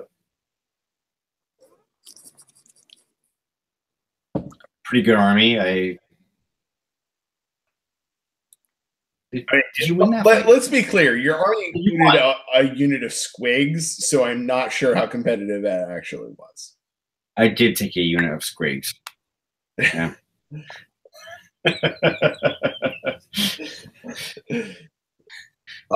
So anyway, plague bearers. Let's try and at least relatively stay on topic here, so that we're not here all fucking night. Plague bearers. I mean, I think like if you're running a Taliban, they're the obvious backbone of your force. They're resilient. They're coming back on. With the Taliban ability, they're coming back on rolling ones on their battle shock test. They're 5 up, so they're like 55, 56% saves. I mean, they're not terrible. They are not terrible. Yeah, I mean, I think the combination of like the debuffs that are riding on their War Scroll plus all of the other debuffs that Nurgle has, just it puts them in a position where like by around like turn 2, your opponent is just hitting them in a pillow fight, no matter what army it is. It's just a matter of surviving to the point where you can cast your spells on your. I mean, own. maybe. Like, and I say maybe simply because, like, if you can get some melee into them, like, you're gonna put them down. Like, so if I send a rigger unit into a plague bearer unit, so imagine this world. I have a small scrapper unit of 3 engine riggers. Okay. Do you know who's going to win that fight? I mean, I guess it depends on like what buffs you have on your plague bearers. Well, no, no. Who's going to win that fight is the riggers, the 3-man rigger unit, because they're going to get like 4 people in base-to-base contact with those 3 riggers, and do maybe 1 wound around, maybe. And those 3 riggers are going to put out unbuffed, like 4 attacks. 2 are going to hit, both are going to wound, do 2d3 damage, no save. So, like, just 2 models are going to do 2d3 damage every turn, or every combat phase. It'll completely remove their saving throw, and they only have the 5-up ward save. Yeah, so then you save a third of what, 2d3? 2d3. So 2, well, like 1 or 2. 1 or 2. Yep. And then so you're taking 3 or 4 guys down. Yeah. From 120-point skirmish unit. That's not like completely. The Taliban is bringing D3 back of them in the next hero phase. Okay. So, yep. And so you're going to beat on them for 4 turns, 5 turns to kill them. 30 dudes on 3 skirmishers. I mean, they'll lock down your unit for the entire game. Let alone if you get a ship into a unit like that and just touch it and lock it down. Or you get... My point being that it doesn't take anything to completely mitigate a huge mass of troops like that. Or let's just throw one of your chemists into that plague bearer unit. Those plague bearers aren't going anywhere. Yeah, but I mean, I think the moral of the story is like you have the option in your movement phase to retreat, and like plague bear don't care. Like you're killing some dudes, they're sticking around. And you're bringing guys back with the Taliban. You're bringing guys back with their banner. Like Plague Bear don't care. Like you're just gonna like the name of the game is go sit on objectives. And like, yeah, you can bring your cute little unit of 3 dudes through. Like that's fine. I'm just gonna retreat out of combat next turn. And then you're going to get charged by them again, and they're going to lock you down again and force you to retreat again. And that's fine. Like, what are you doing to me that's actually stopping me from winning the game? Because I've got all of these other options, like through other things charging them, through range attacks, through magic to eliminate that unit. So like my question is like let's just pretend for a minute like the person piloting the Nurgle army actually knows what the fuck they're doing. Sure. Like a unit of like 3 engine riggers is like they're either going to get ignored or smoked. The key is that you can keep them locked into combat for longer than they need to be while you're scoring the objectives. That's the challenge, is that they're going to get to the objective first, and they're going to send their skirmish units out, and they would keep your stuff locked down. And so you'd have to keep retreating, and they would just keep pushing you back while they're scoring objectives the entire time. That's the challenge. I don't know. I'm unconvinced that it would be bad against the majority of matchups. I mean, the problem is they don't kill anything quickly. And you don't have the ability to really leverage power with that army. That's the challenge, is how you're actually leveraging power or not with the Taliban.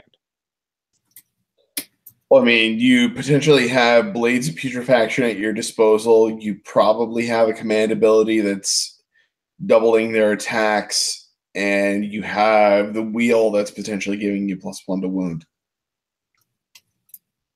So, I mean, you've got a combination of things that can make them fairly lethal.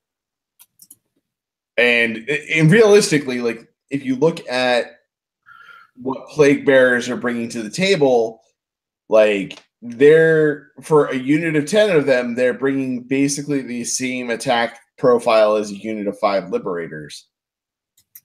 No, you can't leverage all of those 32 mil bases into combat. That's the point. That's being spread out across a huge, like, geographic area.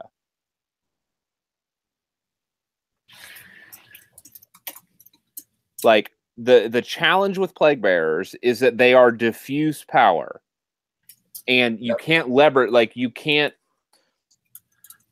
against small numbers of models, small units, you won't have the killing power in the square footage on that base size. And that's the challenge with Taliban that I don't think people understand, is that you, like, against a number of armies, they're just going to keep you bogged down, and you can't kill fast enough. This is where Rodriguez and stuff like that actually come into value, is that they can actually give those extra couple mortal wounds around the table when you need, where you need.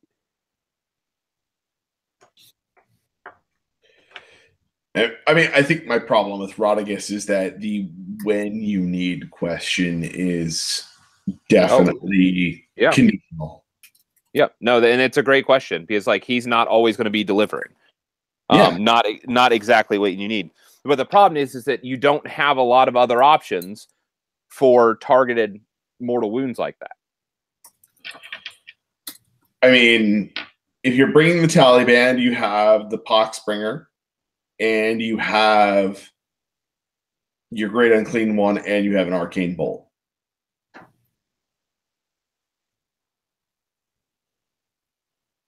That, against a unit of, like, 120-point unit of 3 Endrinriggers, plus whatever attacks the Plague Bearers land on them, they're dead. I'm not going to disagree with that, but you also have other things to deal with. Like other rigger units and stuff like that. So my challenge is just that there are, again, against heroes, small hero units and stuff like that, or like small heroes and stuff like that, that's where your challenge is going to be. Yeah. And I mean, I guess also, I mean, my point that I would make too is that, like, all of your options are revolving around, like, KO.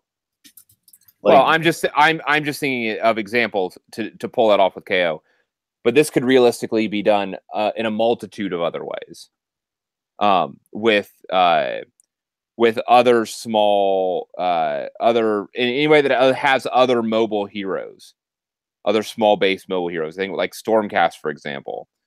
And like think about like a Knight Azeros going into a block of Plague Bearers.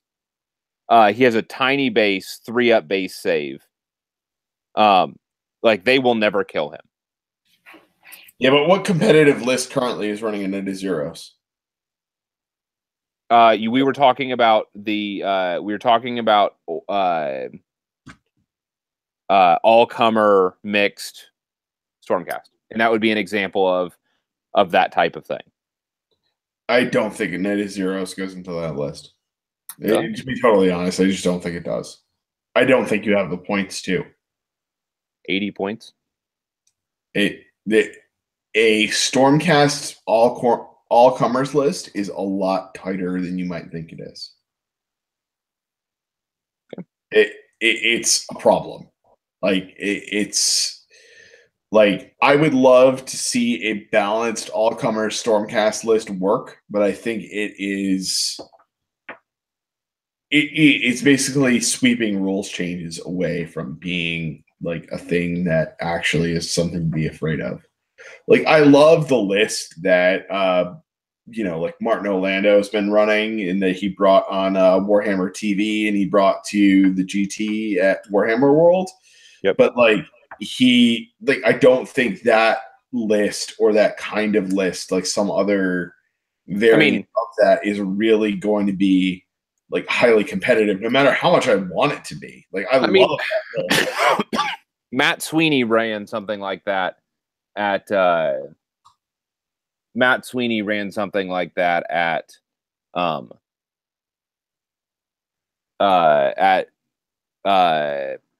both Adepticon last year, placed very well with it, and then he won NashCon with it. And it was literally a mixed Stormcast kind of best of. Yep. And I mean, there's nothing special. It didn't have any like big tricks or anything like that. It was just a solid all-round, all-comers Stormcast list. Yeah. So I mean, I think they're out there, and I think that they can do that. But I think that there are, obviously this is just a couple examples. My point being that if you get a tough,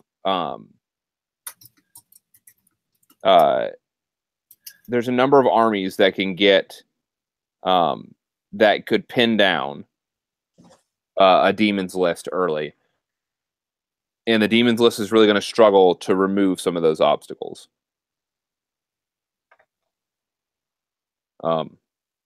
That's the challenge with the demons list, is where it's exerting killing power. Yeah, I mean, it is a challenge. I don't think it is an insurmountable challenge. I think it's something that you have to keep in mind with your list building and make sure that you understand that you're in a pillow fight most of the time, and your real strength is staying power, and you need to build your list around having the staying power and punching through when you need to. Yep.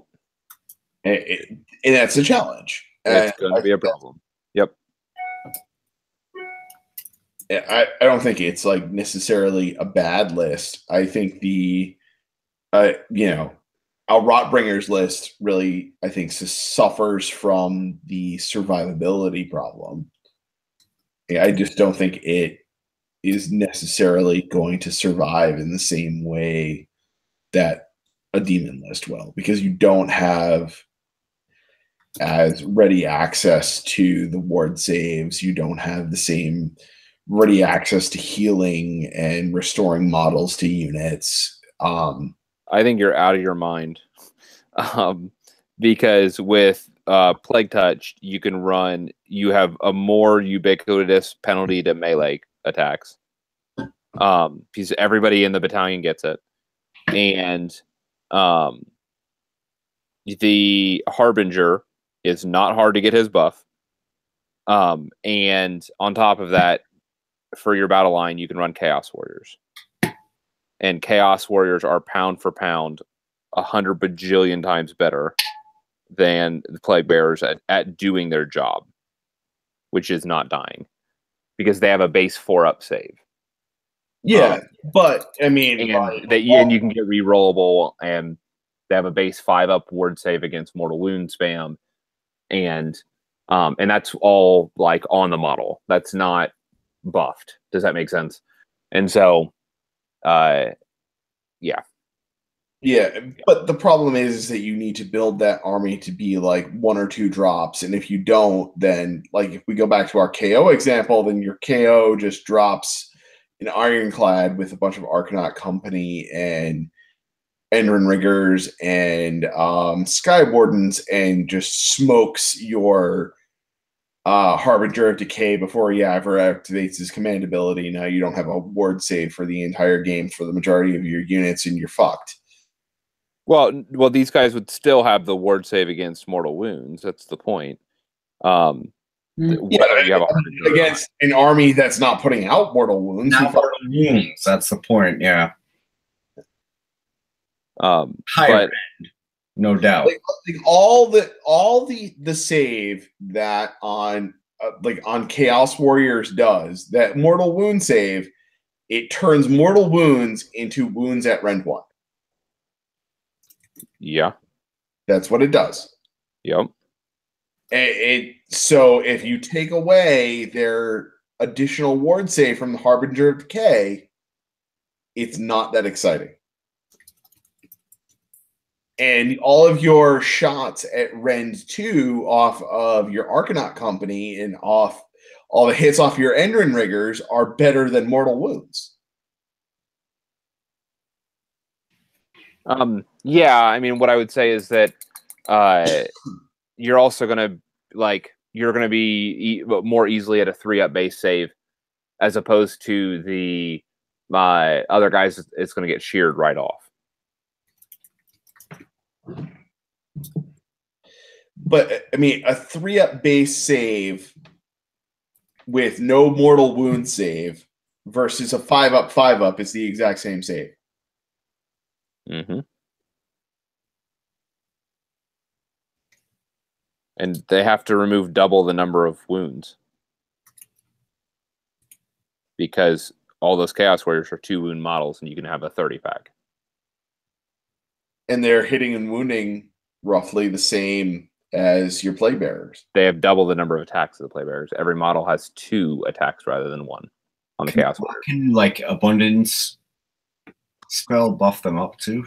Yes, so you can go to 3 wounds per model. Yep. And they're all base -1 to hit in melee. That's better than Rawbringers. Yeah, I mean, Chaos Warriors are really good. Let's be very clear here. Oh yeah, I mean, I'm not going to say Chaos Warriors are bad. I mean, I'm also saying that they kind of fail the flavor test, and they're not that much fun.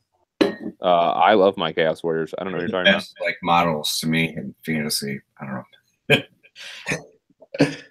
I loved painting mine and modeling them, but yeah. So getting back on track, Plague Drones. Oh, we're on track. You know how we're like 5 scrolls into this book, and we've been going for like 2 hours already? Details. I think it's interesting feedback. I do. Oh, absolutely. I mean, in Vino Veritas, that's how I feel about this right now. But yeah, Plague Drones, I mean, they're adding 1 attack when they're within 7 inches of a Nurgle demon, and either the Great Unclean One or the Glotkin are adding an extra attack on each of their melee weapons as well. So, I mean, in the right situation, if you set these guys up right, like a unit of 3 Plague Drones is just like an attack bomb. Take 6. Yeah. 6. I don't know that I would do 6 because of base. The Their base footprint. Like, yeah, their base. Like, getting all 6 into combat might be an issue. Now that said, just doing 3 for 200 points, it's a really scary set of like 45 attacks. because that's what you're doing at that point with if they're supported by a demon hero and they're being sent in by either they're being backed by either a Guo or even Glotkin. Yep. And then, like, God forbid you cast Blades of Putrefaction on them, then, like... it's just like, fuck you! Eat flies, bitch. That's good. Don't get me wrong.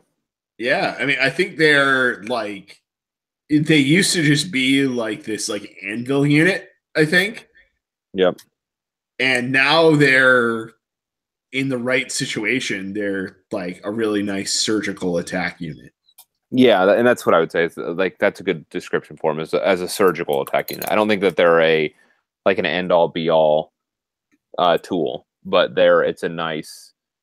Yep. It's a nice little strike force.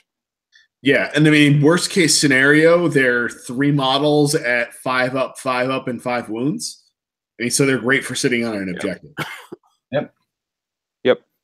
Yeah, I like them backed by a Lord of Afflictions. Yeah.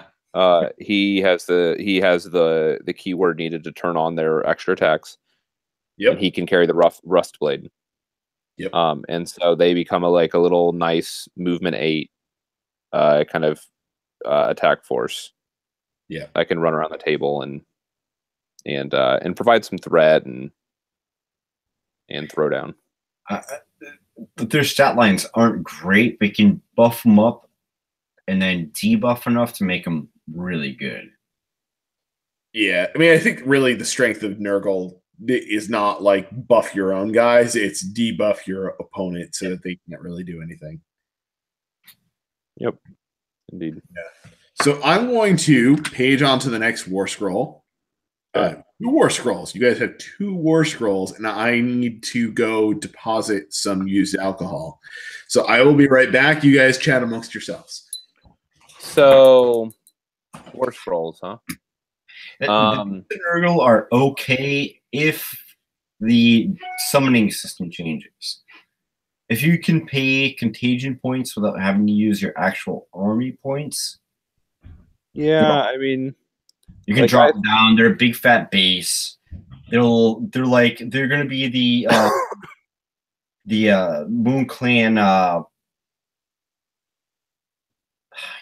damn it! Can't think of the name of them. They'll basically be able to drop them down in front of your army, so you can't be charged.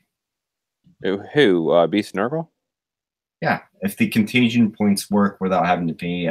Oh well, I mean that's all hypotheticals. Points, but I think that's one of the huge changes they need to make in Age of Sigmar, which they might with the Death Faction. That's why I was saying there might be a huge change to the Age of Sigmar. I think we're still ways off of any changes like that. I mean, I think it would be the new book if we do that. I mean, what I would say is this: I like the Beast of Nurgle. In concept, I could see running a couple of them with an Epidemius, or not Epidemius, with Horticulus. And if people aren't prepared for what they can do, they're going to catch some folks by surprise, because they're going to get stuck in, and then they're going to retreat and do a bunch of mortal wounds when they retreat. Yep. All right, but I think if they change the way the summoning works, they're going to be crazy. Well, I think that would be better for sure. My big frustration with the Beast of Nurgle, though, at the end of the day, is that it's a $40 monopose model. Yeah. And that's not cool. Well, I agree. I really wanted to like those guys, and I was just gonna buy some of them. Like I was gonna buy 3. Yep. And then I decided not to because price point and what you get for the price. Right. It's just not. Yeah. Just kind of disappointed. That's all I'm saying. Yeah, if they did like a Gorg run of things with them, that'd be all right. Start collecting. They come with 3 Bristol Eagle. Be all right. All right, I'm back. Welcome back, Paul. I have successfully deposited the used alcohol, and that's why I have a bucket near my desk.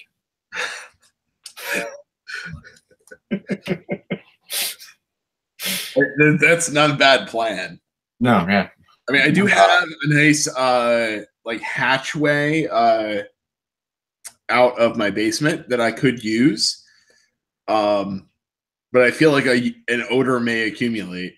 I just have my own bathroom in my man cave. It's right there. I don't have that. So yeah, I mean, I have like an unfinished half of my basement that I could theoretically put a bathroom into. Yeah, but I have a finished basement. So and without the bathroom, and you know what's fun is we have an in-law apartment. Yep. My father, we have a general bathroom people can use. And my father-in-law overflowed the other day. And he thought the way to fix it, if you can't find a plunger, is to flush it more. Oh, that's not how that works. That's not how it works. That's how you you make a mess. Flood like have a bad time. Son-in-law's Warhammer room. Oh, that's how you do that. Yep. It's an unfinished ceiling. It's a plastic tarp and insulation. So I had to go down there with a bucket and clear out the cysts. I'm so like really nurgly at that point. No, I'm sure. That's it ran up my arms and into my armpits and all over my torso. I was definitely feeling like I was blessed by Nurgle. Nope. A whole lot of nope. Yep. It was fucking gross. A whole lot of nope. I was not happy. I had to put in a positive spin. I'm like, okay, I'm blessed by. I'm anointed by Nurgle. I should definitely go all out Nurgle now. I would have channeled some Khorne there. Yeah, I was definitely ready for that. Fucking gross. Oh, my bags. Oh, there's gonna be a check written for sure. Yeah. So returning back, Paul. Yeah, I mean, I guess Nurgle are an expensive for $40 monopose kit is what we came to. Yeah, I mean, the comparison that I would make is like, look at those compared to Korgoraths.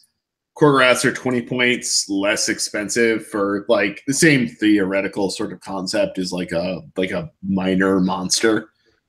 Like, and Korgoraths are just way better. Yeah. For 20 points less. Yep. So like, why would you ever run Beasts of Nurgle unless you you would do it in combination with Horticulus, and you would do it so that after they get stuck in, you retreat out and you do mortal wounds on the retreat. Like that's like if you're gonna run them, that's how you're gonna run Horticulus and 3 of these guys. Like and you would have to run his battalion, and somebody would have to change. No, I mean you wouldn't have to run the battalion. Like you could run them in a tally band. Why? Yeah, that's my why. Question. What?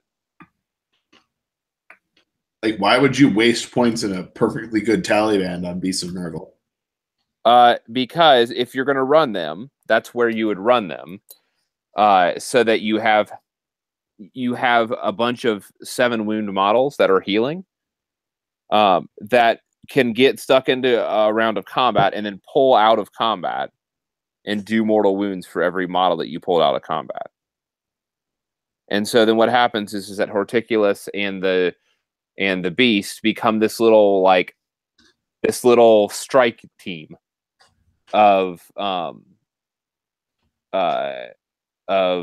Nurgly goodness that it will go in, that will do a round of combat, and then you pull them out, and then you basically, by pulling them out, you kill whatever you pulled out, whatever you're pulling out of combat from.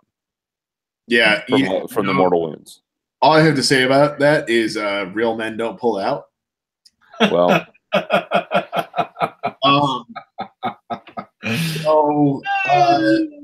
but like Nurglings, then like cool because they deep strike, I guess. Cool because they're funny. Sure. Are these things any good at all? No. Yeah. Just stop. Yeah. Like I want them to be, but they're not.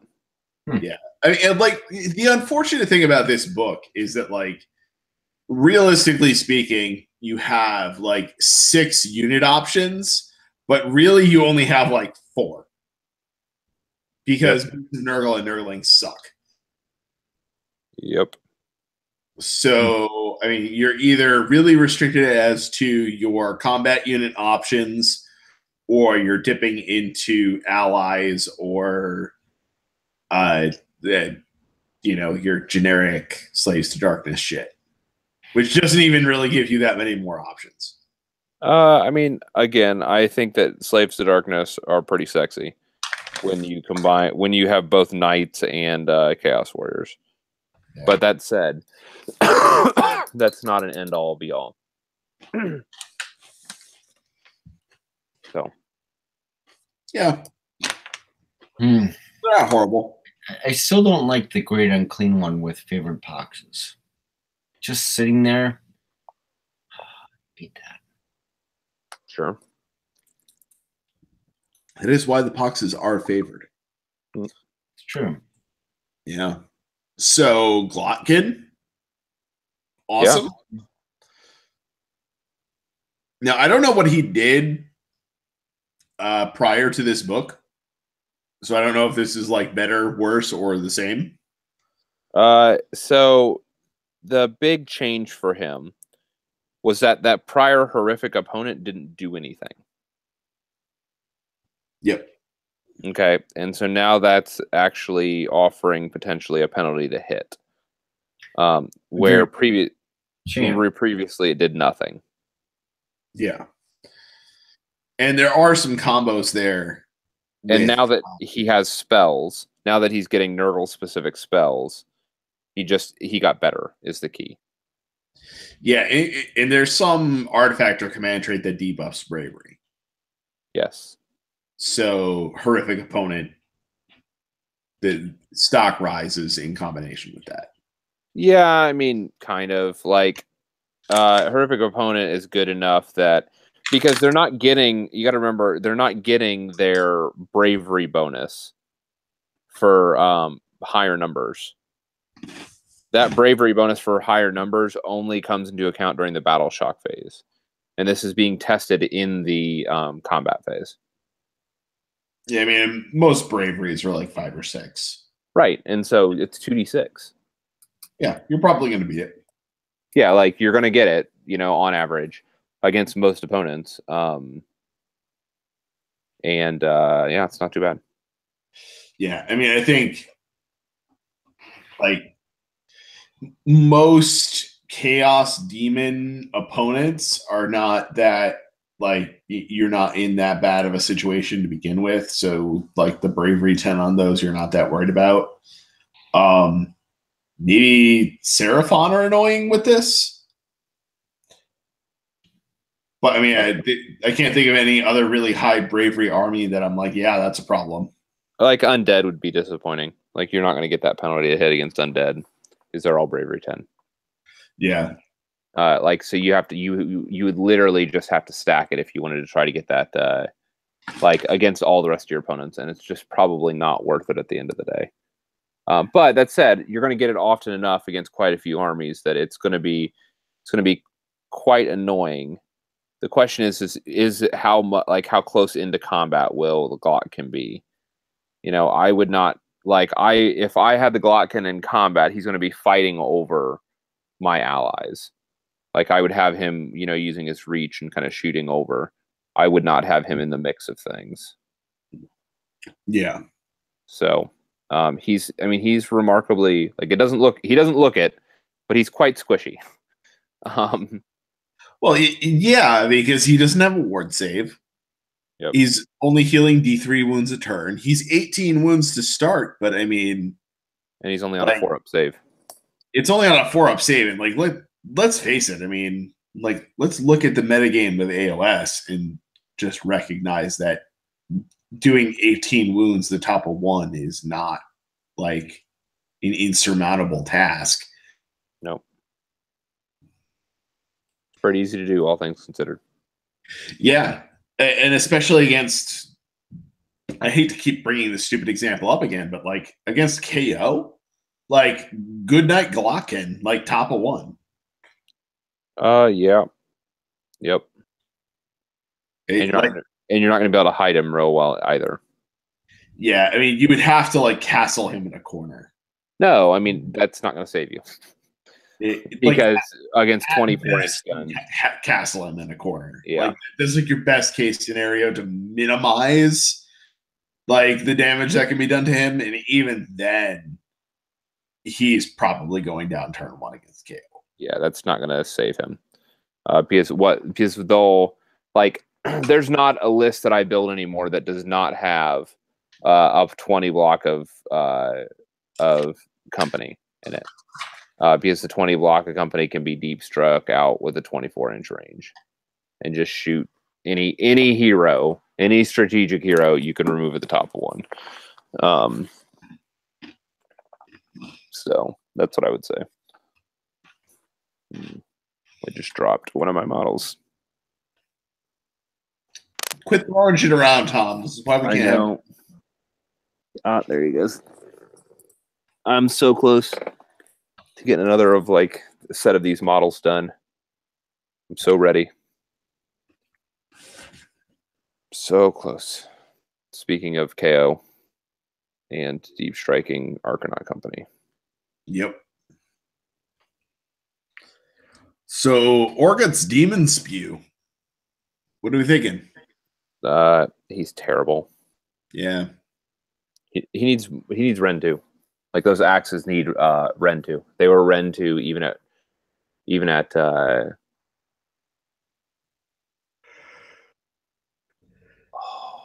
sorry. Vince just messaged me. Apparently Doom is lining up against the 200 giant rat army in round 2 of CanCon. Oh, nice. Somebody rolled in with a full Molder list with 200 giant rats, and apparently Doom is squaring off against it, which is amazing. Props to that guy for bringing 200 giant rats to CanCon. I mean, I'm just going to give Dez a shout out right here for bringing a fuckload of giant rats to Coalescence last year. Nice. Good job, Dez.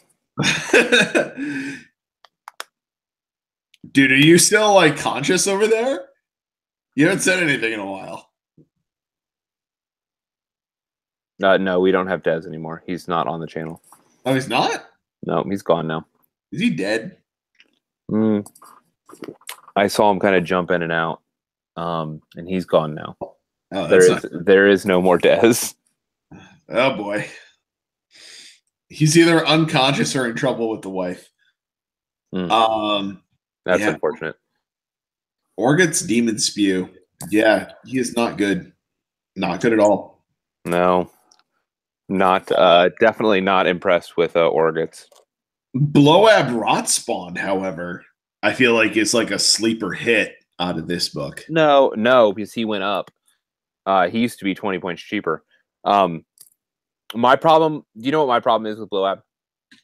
It boils down to one thing and one thing only. Is mail or web store exclusive? No. That's my problem, dude. No, my big problem with Blowab is that he's a 260 point wizard that only gets one spell per round. Yeah, that's fair. And you're probably going to want to use him for his actual spell. Like you're probably going to want to use him for his whatever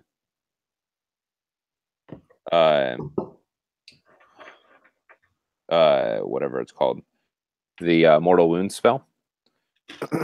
Yep. And the miasma. And the problem is that there's Des. My other computer died. That's a bummer.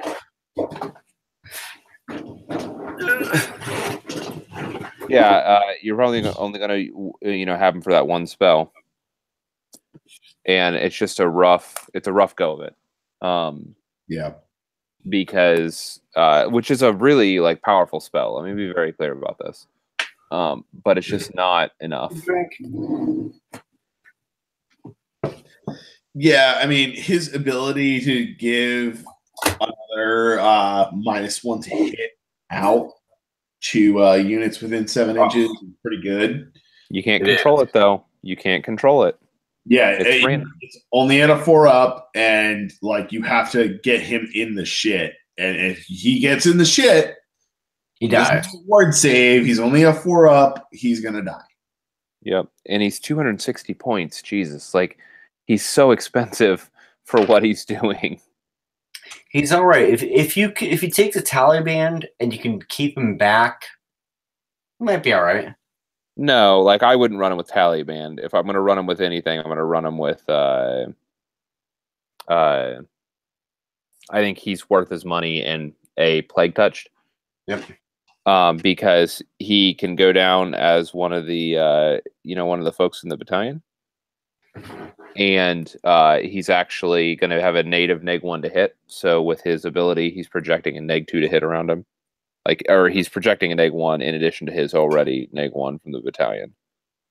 And anything around, like he's gonna, because everything in the battalion is -1 to hit, and so suddenly he's -2. Like he makes his area of the battlefield a -2 to hit in melee, which is really good. So that's where I would run him.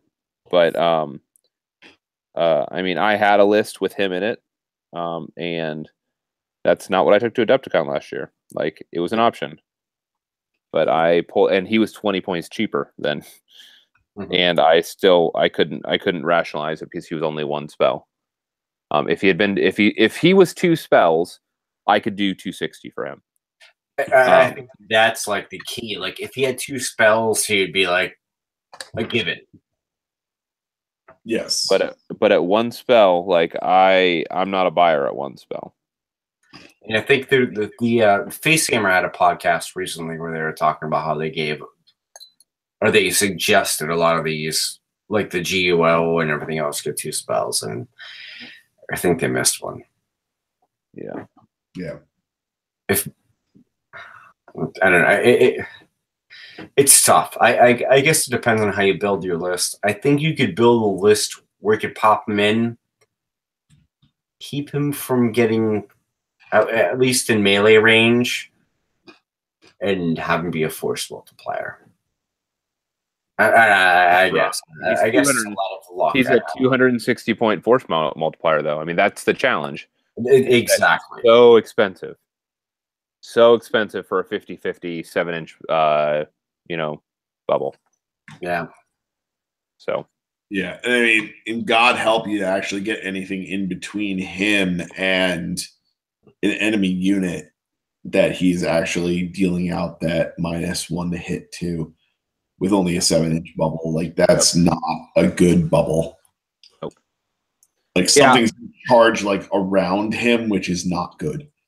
Yeah, I think that's the big pain of like Nurgle in general is the 7-inch bubble. Their spells are awesome. Yeah. I think that's what makes demons really good. Yep. I'm so close, folks. I've knocked out my silver and gold highlights. I've knocked out my skin tones. All of my hair is done. I just have eyes and my last glaze on my glowing, and I'll be done with these guys. Nice. In my accomplishments, I've definitely murdered a quart of vodka. That's pretty good. Yeah, I polished off 2, I would say, triple G&Ts. Yep. I have moved on to water and snacks. Nice. Because between my liver and my wife, I may not be forgiven in the morning. And like the kid is the worst part. The kid I can handle. She's cool. My kid's like always wanted to. I want to play with you, Daddy. Wake up! It's 6 o'clock. Come on, let's go. It's 5:30. Please wake up now, Daddy.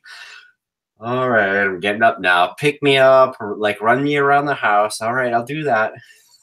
Yeah, that's the challenge. Is that I've at 4 o'clock. This will work. And I know it's 6. I have a bunch of early risers. I don't know. My daughter inherited like my genes for the morning, so like if she's left like totally unmolested, like she'll sleep till like 9. You're so lucky. Yeah. My son inherited my wife's early rising genes, and so like my son's up at like 6:15 every day. Wow. I almost have a teenager, and she gets up earlier than that. Yep. Yeah. I mean, those hormones are going to kick in eventually, and they're going to be like, fuck mornings. Yeah, fuck yeah. That's what I'm counting on. Yeah. Then again, who takes care of the little one? I just fucking realized I do not have enough cream for coffee in the morning. That's going to be a problem. Yeah. You can just drink coffee black. God intended. Yeah, I guess I could. I could. Oh. Morbidex Twiceborn? Do we even want to talk about this model, or is this just a fucking pile of shit? You know, I really like Morbidex. He's what made me want to try to make Nurglings work. And I really wanted him to work. Like, I really wanted him to work.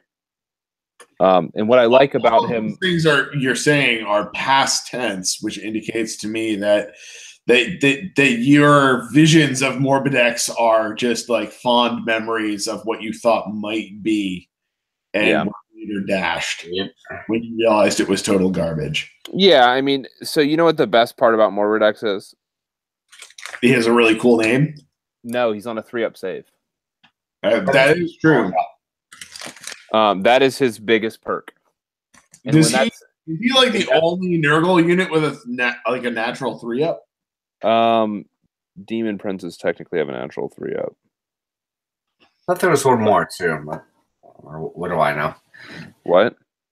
I thought there was one more with the 3-up. No. Orgots. Demon Spew has a 3-up. Yeah, but Orgots is terrible. He is terrible. Yeah. Yeah. Horticulous. Horticulus is at a 3-up now. Yeah, Horticulus is now at a 3-up. Yeah. All-Star Lord of Afflictions. I like him a lot. He's got every keyword. He is good. And let's not mince words about that bubble. His bubble is amazing. Don't you mean let's be clear? No, I'm trying to mix things up. Oh man. I wanted to drink again. My cup is empty. I'm trying to keep people from passing out. I'll black out. I won't pass out. No, so his 7-inch reroll 1s to hit for Rotbringers is really good. It's really good. Yeah, it's really good. Because the challenge is, a lot of people like the Lord of Plagues because the Lord of Plagues gives that same buff. But I say, why not just run this guy? He's super fast. He has a shit ton of wounds. He's a badass. Yep. He was like a must include every list. In my I'll take this, dude. list. Yeah, I'll I'm take gonna this. say, like, I fucked up enough stuff playing Free Guild with, like, you know, before GHB 2017, with a Bretonnian Lord on a Pegasus to really totally acknowledge the value of a guy that has high movement that can fly and be a mobile beat stick. Yep. Like that is survivable. It is so much more valuable than people realize it is. Mm-hmm. Like, just a single small model flying around the battlefield and fucking shit up is really, really good. And he can get even crazier if you put some Pusk Oils with him. Yep. It's a 1 in 6, but it's all right.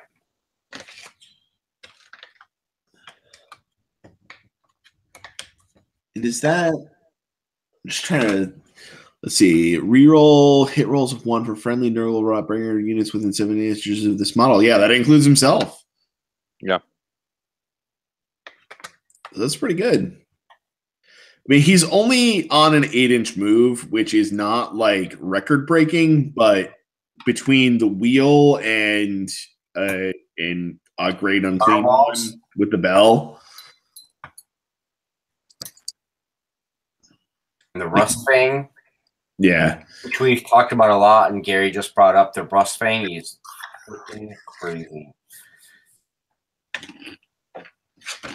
Yeah, I mean, yes, he is the natural person to carry Rustfang into combat. He's just Sorry. 100% awesome. I'm not talking because I'm doing eyes right now. Huh. I mean, I think my concern with Rustfang is that I don't know how many times you're actually going to get that off. Like, I think it's like you have to charge him into something with Rustfang and also charge in, like, Blight Kings and, like, wipe a unit out and charge something new next turn. Good. Yeah. Good idea. Yeah, that's actually exactly what you want to happen. To be very clear. Yep. Kind of I'm not sure if that actually, like, I don't know. I don't know how well that actually works in reality. So it sounds good on paper, but I can't read anymore. Moving fast enough.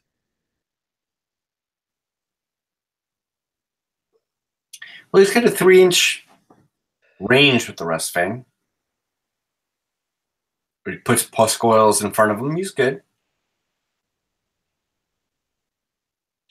Yeah. Like, Paul's afraid he's going to get stuck in. And he'll still be okay. I'm afraid he's going to hit something, not kill it, and be stuck there for like 3 turns. Well, the key, Paul, is to choose your targets wisely. Yeah, and I think if you put him with, like, you've been talking about Plague Drones the whole time, but if you combo him with Plague Drones, yep, I think it's fucking great. I think it's going to work. Yeah, it definitely has some strong potential. Well, that's one dude I fucked up his eyes. Yeah. Poor guy. That's why you don't drink and paint eyes. It is the lesson from this evening. Oh, I'm gonna fix it. She needs more black in there. So you're painting the whole eye like black, and then the edges white, right? No, so I paint the whole eye black. Yep. And then you go in with white. Yep. And you do 2 dots. Yeah. Sorry, that's what I was saying. Yeah. Yep. You know what I do for eyes? You don't. Nothing? Exactly. Nothing. Yeah. See, I want to win painting competitions. And that means I have to paint eyes. Which, let me just say, it's still not that big of a deal. Because most of the time, you'd be amazed at how well the double dot eyes come out. It's true. Like it's enough Renegade Guard to know that. So, I would just like to throw this out there on the table real quick. Playing a Nurgle army. Yep. How hard is it going to be to win a sportsmanship trophy? Like,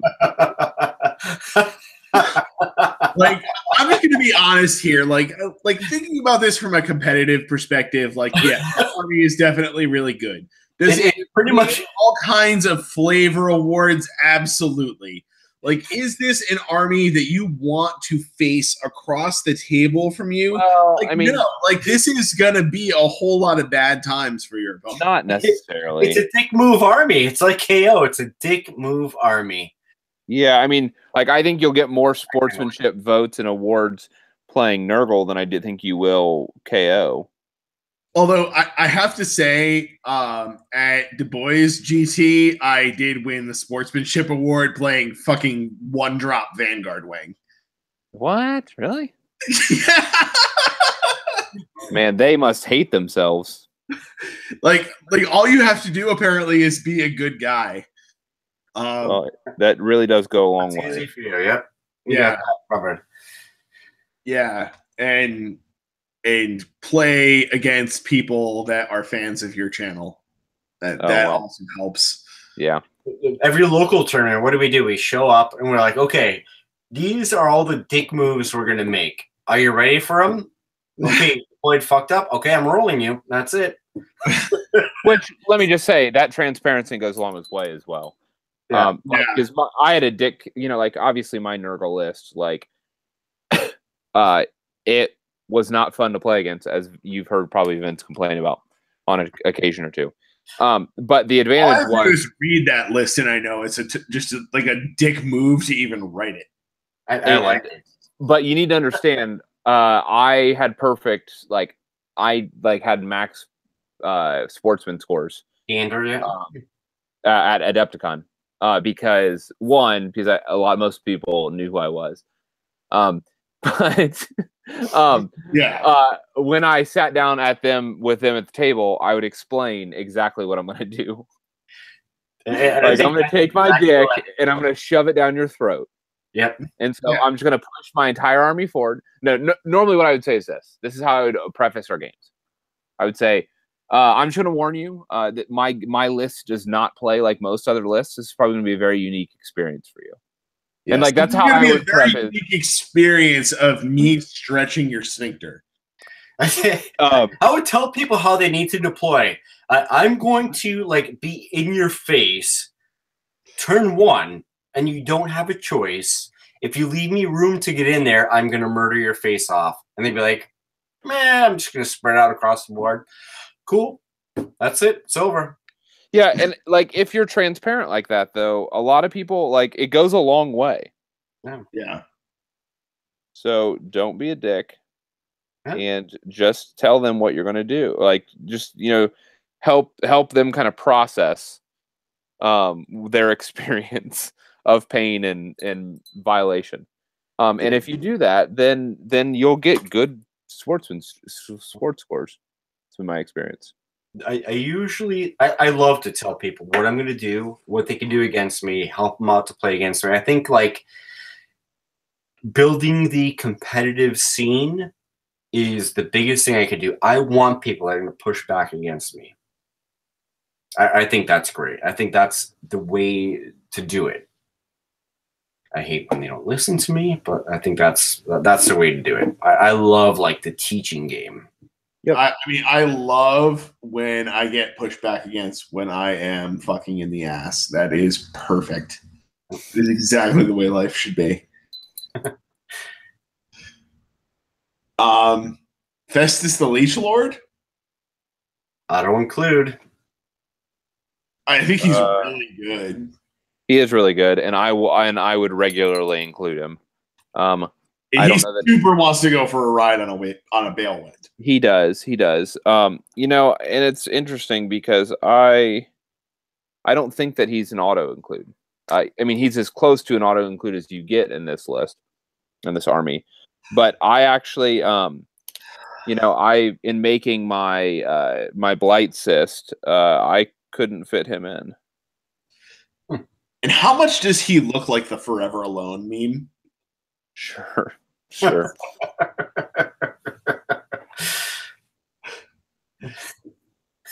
Poor Festus. No one's ever going to love him. No, it's true. A harbinger of decay. Do we even need to talk about this, or have we just like beaten this dead horse rider to death? He's literally a dead horse rider. Really good. Like I love. Can I just take a minute to say how much I love Take a minute. the harbinger? Like I really love the harbinger. Erection really hard to kill. Than 4 hours. You should definitely consider a professional. He's really hard to kill, folks. Like, don't let anybody fool you. Like, because I would almost always start him on a piece of terrain when I ran him, and so he's immediately at a 3-up. And then I ran a sorcerer, like a mounted sorcerer lord. And so he perpetually he always got my 1-off, like reroll 1s to saves within 10 inches. Yep. So he was permanently at like a 3-up reroll 1s. And if I decided to Mystic Shield him because I thought he was going to get some heat, he'd go to like 2-up reroll 1s. And then I would run, when I ran him, so he would be at like, if you'll notice, he has a 4-up against spells. Yep. And his command ability is a 5-up. So this dude looks like a very like enticing target to throw some heat at, and that's a mistake. Don't do it. Like, because you're never going to actually do what you need to do with this guy. Or, like to put this guy in the ground. Like, he's so hard to put in the ground when he's buffed up. Yep. He definitely is. I mean, he is a fantastic target if your KO opponent gets top of 1. Yes. Yep. But even then, like it can be a trap. Like I would rather people blow their load on him than on my units of 10. If I had like multiple units of 10 Blight Kings, like I'd rather them assassinate him than pick off one of my units of 10 Blight Kings. I know. I always hate when traps blow their loads on me. Oh my god.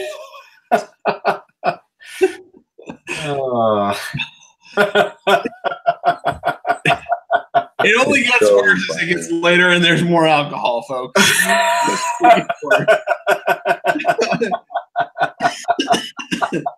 The maturity of my humor just goes down. Oh, this is the best thing ever. I'm gonna say like the Rotbringer Sorcerer here is like not unplayable. Yeah, before that dude was unplayable, like straight unplayable. Yeah, I mean, now that we have a Rotbringer spell lore, it's like, oh, now I can actually like throw Blades of Putrefaction on him, and he's not bad. Yeah. Yes, that dude was straight terrible previously, and now he's fieldable. Yes.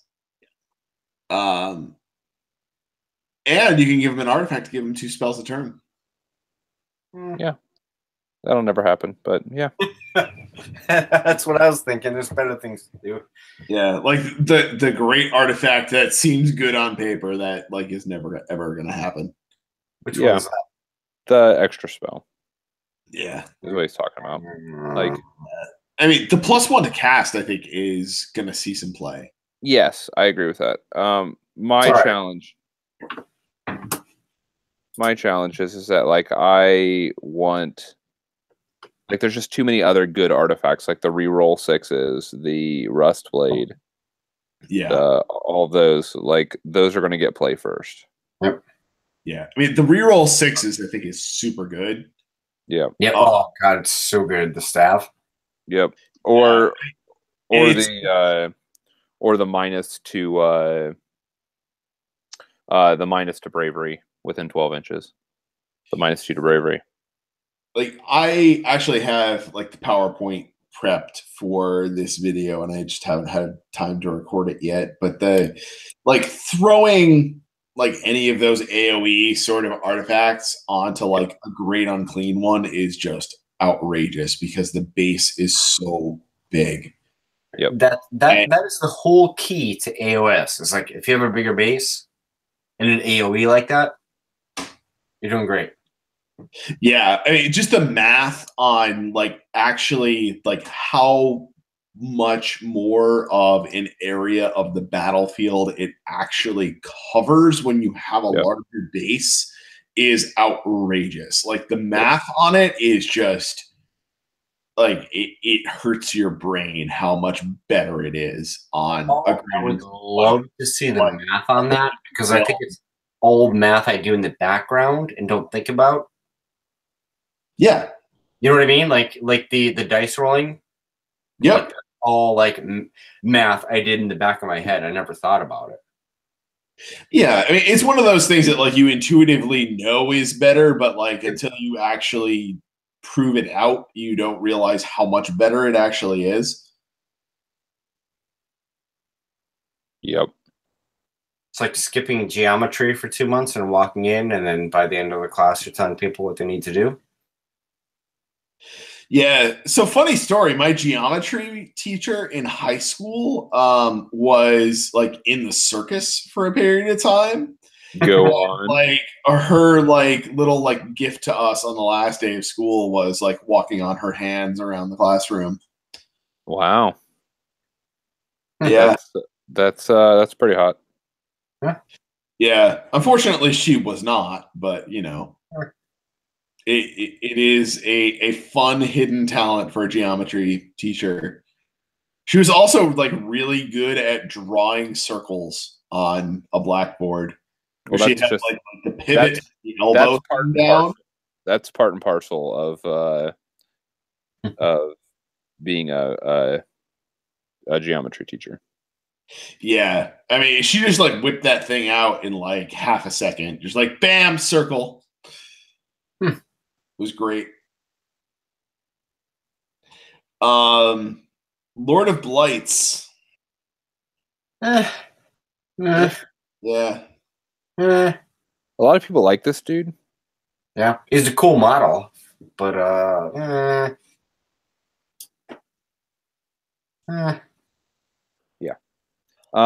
I think that in a Blight Cyst, I like what this dude is doing. That said, I don't think that he is like I don't think that I think that his little handing out head thing is a perk. I don't think that it's like an essential tool. It's awful, and I hope it costs no points. Just his command ability is like the exact same thing that Plague Bearers just do on their scroll.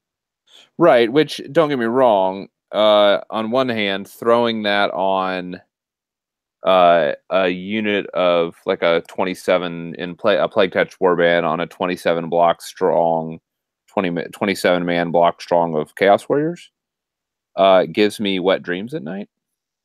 You have to sleep in the wet spot like after the LVL release. Yep. Yeah, so it's that type of thing. But the challenge is at the end of the day is that unless you have a huge block of Chaos Warriors, I don't know who the fuck you're going to put that on. Yeah.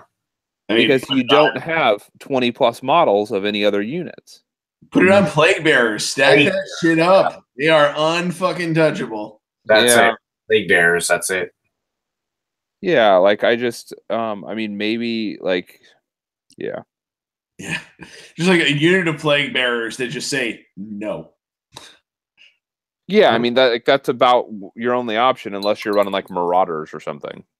Yeah. Like there's just not a good option target for that. And in general, like I think I would rather have a Harbinger. Yeah, that's the big problem that you have is like if you're running mortals, like you have to have if you're running something with a command ability, like you have to be better than a 5-up ward save. Yeah. And yeah, you have to have bodies with that guy. You know, I will say this though, I think that guy is interesting. In the world where we run Archeon. Oh God, that is a completely different topic to get on. Like part 3 of this 2-part series is like, what the fuck do we do with all of our allies? Yeah. Well, Archeon's in faction. Like, he's not an ally. Well, I mean, Be very clear about that. Stuff that is outside of the Maggotkin book. Because realistically, this is actually a 4-part series. Like, things that are outside of the Maggotkin book that are not allies, and then all of your allies. Because, yeah, I mean, virtually everything with the Chaos keyword can be allied with Nurgle.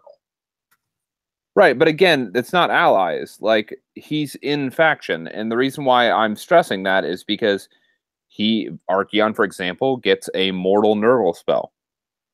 Yep. Doesn't he also get a demon Nurgle spell? He gets a what? Doesn't he also have the demon keyword on him? He does. So he could have the demon demon spell instead. And like he can also he grants Varangard the keyword, so he could make Varangard synergize with Nurgle. And Varangard, when Archeon is nearby, Varangard get +1 to hit, which means those Blades of Putrefaction are triggering on 5s. It's the only way to actually sneak in a +1 to hit is through Archeon and Varangard with their horses are getting like a bajillion attacks already. Yeah. And so like I actually think there's a semi-competitive to maybe even competitive Archeon list. Nurgle Archeon list out there. And I've been trying to crack the code. I'm gonna do it. I will eventually figure it out. But I think that there's a competitive Archeon list, Nurgle Archeon list. Yeah, I mean, you only get like 1 unit of Varangard as allies, right? Yep, and you only need 1. Yeah. So, I mean, that how do you fit Archeon in? Like 600, 700? It's 1,000 points for Varangard and Archeon. So that's half your list. Yep, and you put you put him in a Plague Touch warband, because that's the right way to do it. And then you have, let's be realistic here. You have a lot of heroes with very good command abilities that are not that expensive. Right, and then you can run like Marauders or everything that Archeon is good at. And he can throw all that on Varangard and run forward. Yep. Yep. Good luck. So like I said, I think that there's an Archeon list in there somewhere. I don't know exactly what it is yet. Like I've run the numbers. Like I'm trying to narrow it down. The problem is that it really makes me want to run Glotkin. Yeah. Like I really want to run Glotkin with Archeon. I think we all agree Glotkin is a very, very good force multiplier. Yeah. A lot of points, but a great force multiplier. But I can't get I definitely can't get Glotkin in.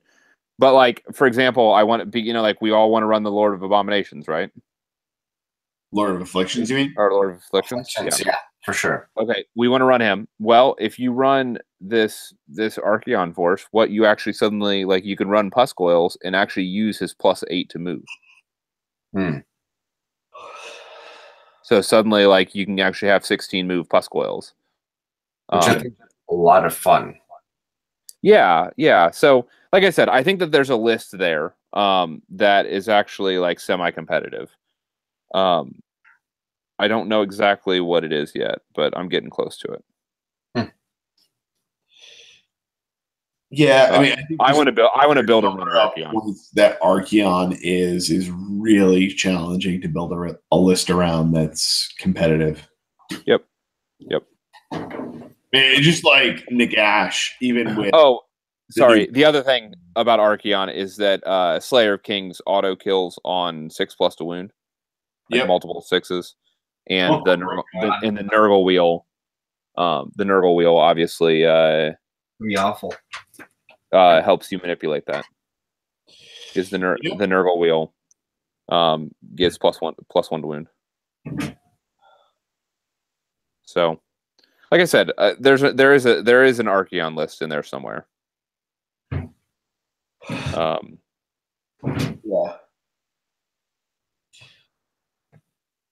But so gut rot, spume, deep striking some Blight Kings. yep. Think we're gonna do that, or is that just like Flavor Town? No. Yes. I mean, yes. That's going to happen. And what I would say is that it's actually gut rot that makes me want to run a block of 5 and a block of 10 Blight Kings. I don't think you always want to go back field with 10. Yep. I think that sometimes you're going to want a smaller number, and if you're going to do a small number, then you have to have a unit of 5 as an option during setup. Yeah. Lord of Plagues. Meh. Meh. That dude can take a fucking hike. Yeah. I mean, the problem with so many of these things is just like so many other good options in this book. You have to be outstanding to get a spot. Yep. And he's just not outstanding. Nope. So he can go stand out in the field. Yep. That's where I'm at. Yeah. Putrid Blight Kings. I mean, I think we have sufficiently beaten these guys to death already, except as to say the following, that I think it is really adorable that they have worked in that a unit of 5 of these guys is a multiple of 7 wounds. Sure. Kind of cute. Yeah. I mean, I'm not sure, really, I think they were looking at, like, what do we do with the Blight Lord? And they're like, you know what we can do? We can make this unit 21 wounds. No, like, I don't think that that's what happened here. I think what happened is that they wanted to make them more efficient without making them super cheap. Yep. And so they went, well, what if we just added a wound to each of them? Which, let me just say, like, it's funny to me that it's always my captain that died first. Like, normally the captains are like the last model you remove, right? Yep. But you're incentivized here to make them the first ones to go. Yes. Because they let you keep your attacks longer if you choose them. Yes. And that's funny to me. Yeah, I always appreciate when rules make you make counterintuitive choices. Yes. And the Pusquell Blight Lords. I'm still trying to figure out how good these guys actually are. Yeah, I haven't come to a conclusion yet either. Yeah, I mean, is there how many points for a unit of 5 Blight Kings? 160 for a unit of 5 Blight Kings, and these guys are 220 for 2. Yeah. So they're throwing a lot less attacks, but they're coming on board with a Rend 2 attack and a Rend 1 attack. Yeah, and both of them have more than 1 damage. Yep. And a ward save. They natively have a ward save. Yeah. And 7 wounds each, which is very tough. Yep. I don't know. I feel like they are just not punchy enough to justify the number of points they are. Once you start getting those debuffs, though, I don't know. I would say I agree with you. I'm not convinced. Yeah. I mean, they're not quite punchy enough, and they're not quite survivable enough. They're on that weird, like, halfway in between. I don't know if you can skew your list the right way in one direction or another to make them more effective at either being punchy or survivable. Well, the problem you're running into is they have no +1 to hit. Right. But none of them do. Right. There's yeah, no the whole there is literally nothing that gives anything in this book +1 to hit, other than Archeon giving Varengard +1 to hit.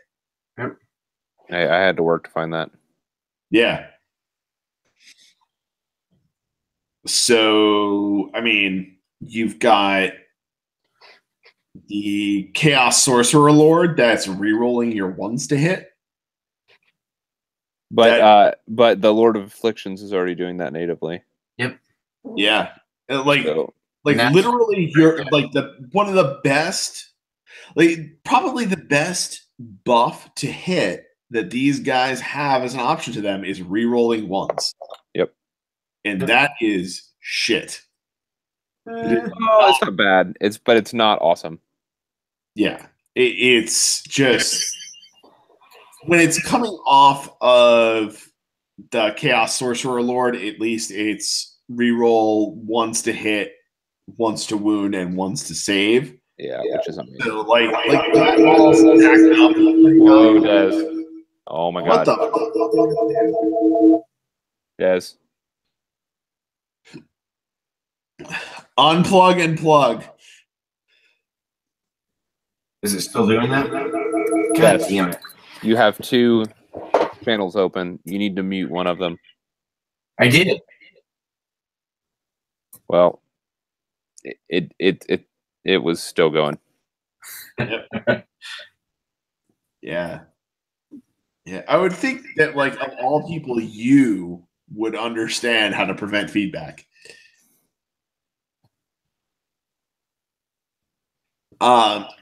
Anyway, Sometimes it just happens.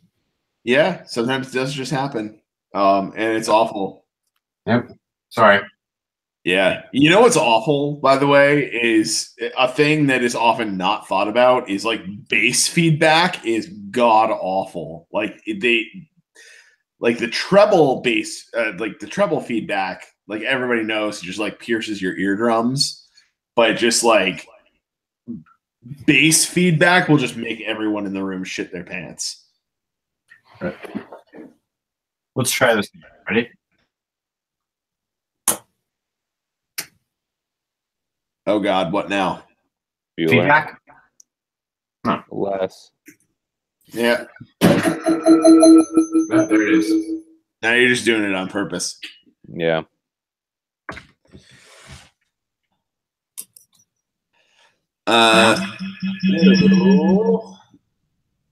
Our final war scroll, the Feculent Gnarlmaw.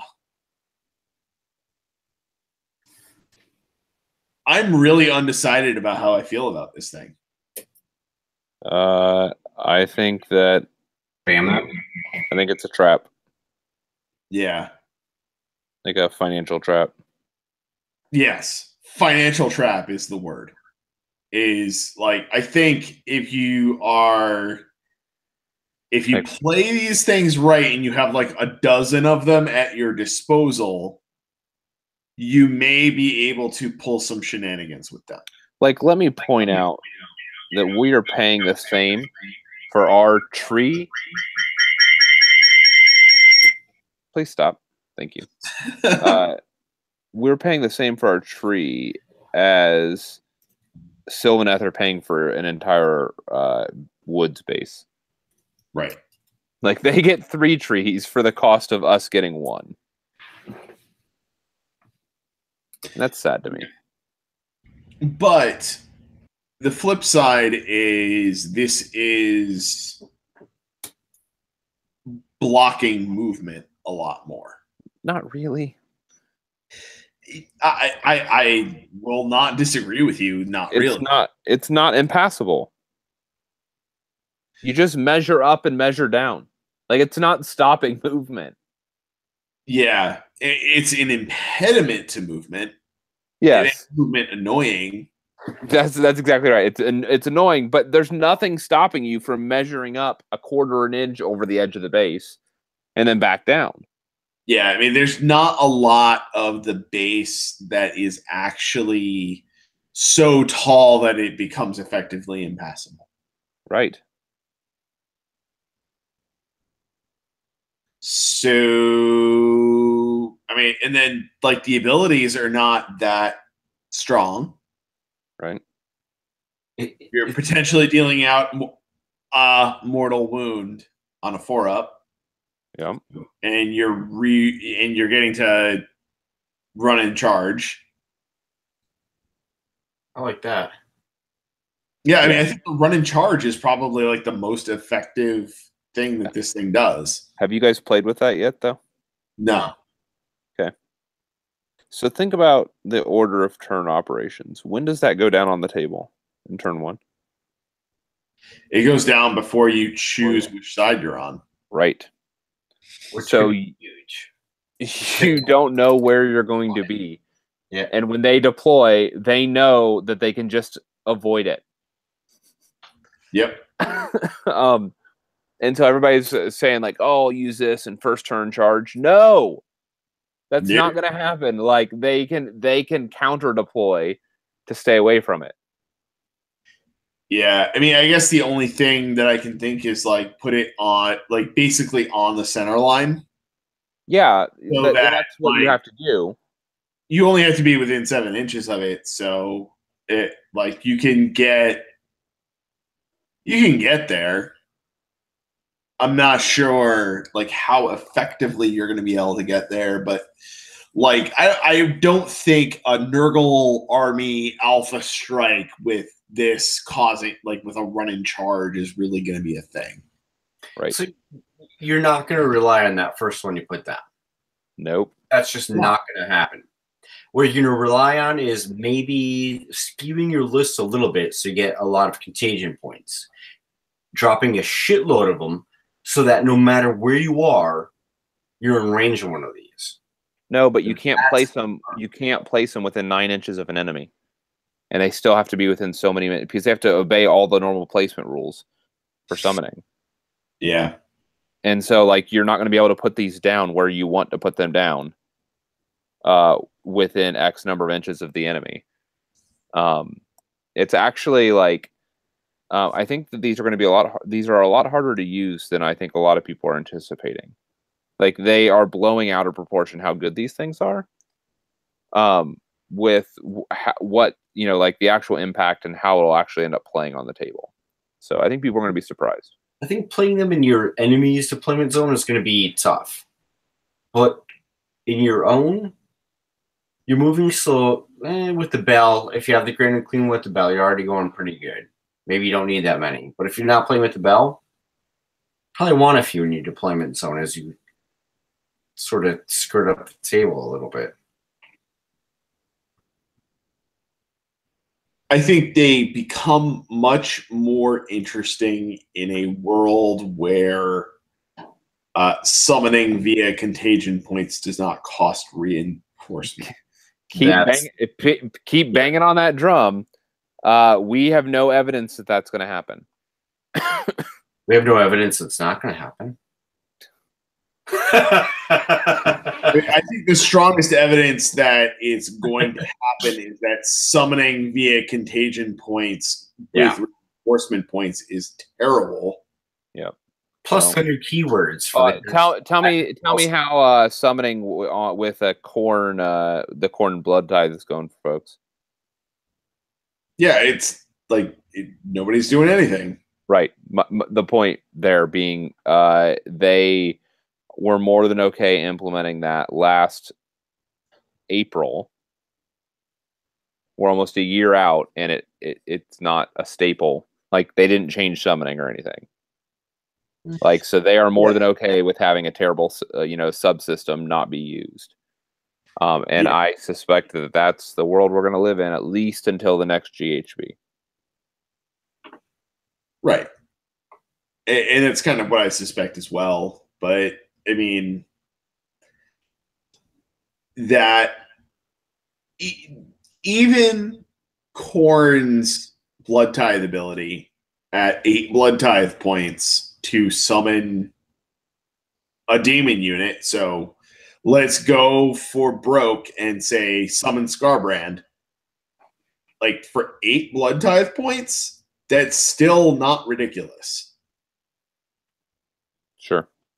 Because there's so much more that you can do with blood tithe points in the meantime that you're missing out on.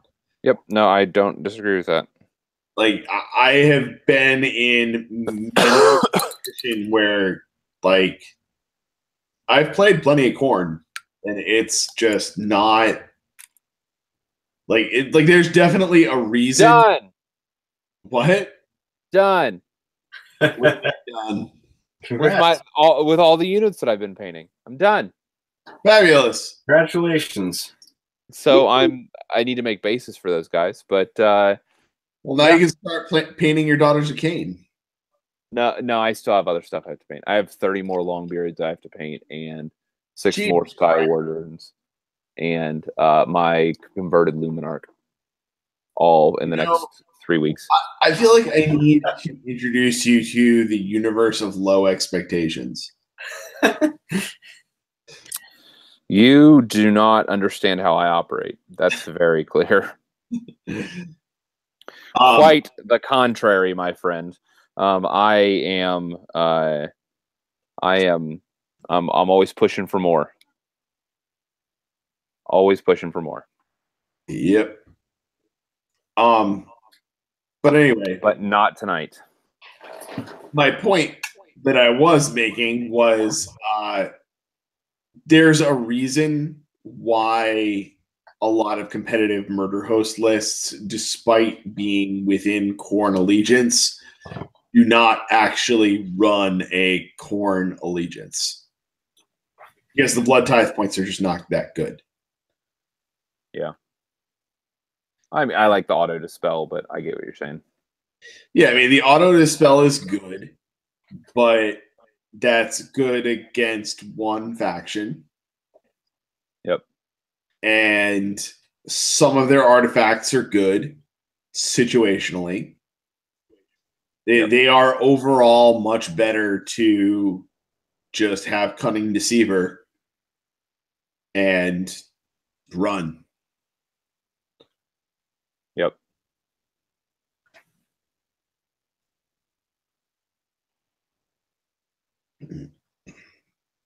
Yeah, so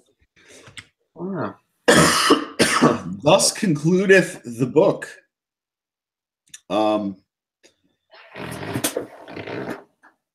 The Red Wizard just said it. He doesn't mind having the healing ring most of the time. I don't know to that at all. Not that Nurgle is sitting back and shooting, but if you can throw enough of them down before your enemy is running around doing stuff, it's all right. Yeah, I mean, I would say that the Blight King or the all of the abilities that are in Nurgle that involve healing are much better with a build oriented around Blight Kings. Yep. That's part of the fun. You can build it like around healing, around mortal wounds, around Blight Kings. It's really, if you're a good player, you can pretty much build what you want, I think. Yeah.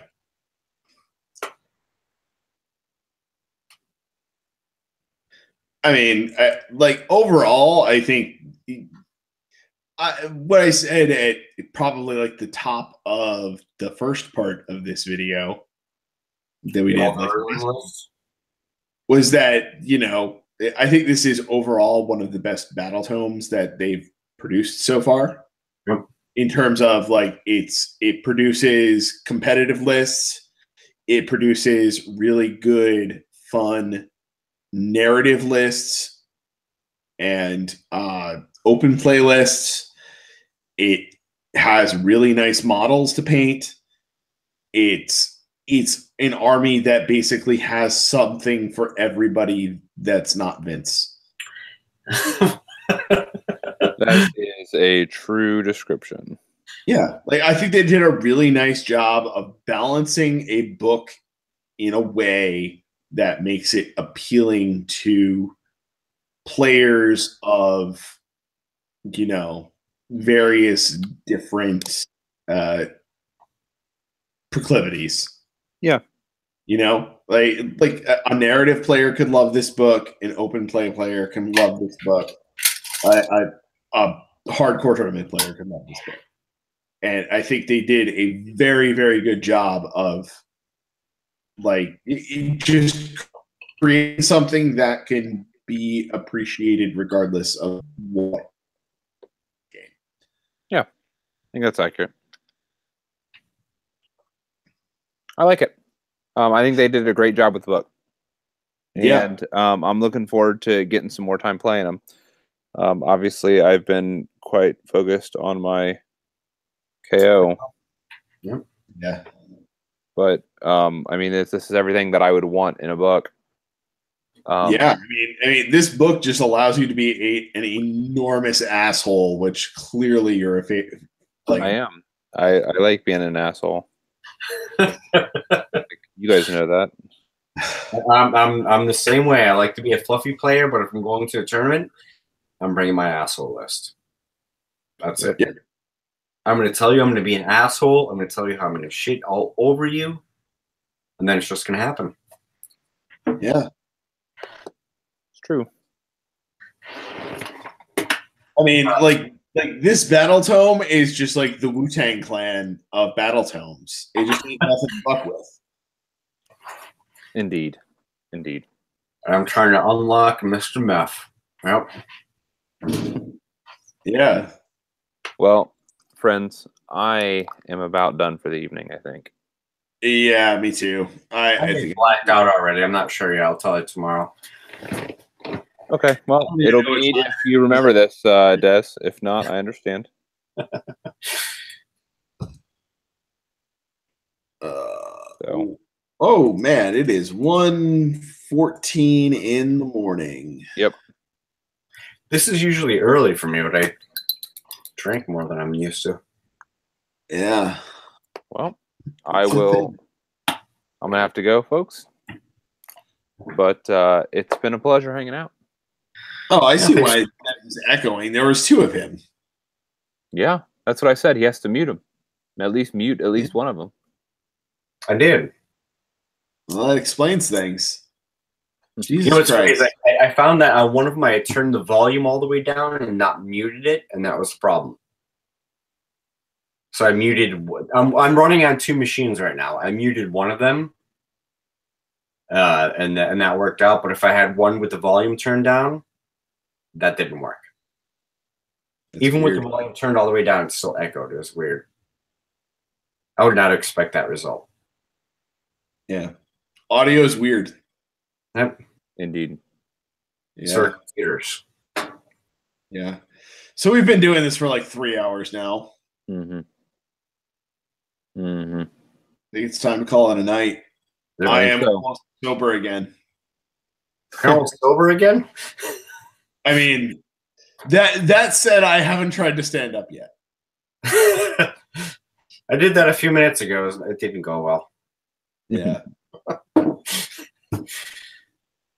Alrighty. Well, it's a good thing I have nothing planned for tomorrow. I have a tournament tomorrow. That'll be fun. Well, whatever. You enjoy that tournament. It's 40K. It doesn't count. Yeah, I don't have to see. I won't be able to see. It won't be fine. Yeah, it'll be fine. Thanks for joining us, Tom. It's very fun. Yes, we appreciate your input in all of the things that you'll say. Yep. Cool. Yeah, it's been a good time. It has been. I'm tired. I am extraordinarily tired. I am so tired. I don't really have the energy to hit the stop broadcast button. Well, I have 2 flights of stairs to climb to get to my bed right now, and I'm really not happy about that. I may have slept on my floor last week. I'm not sure yet.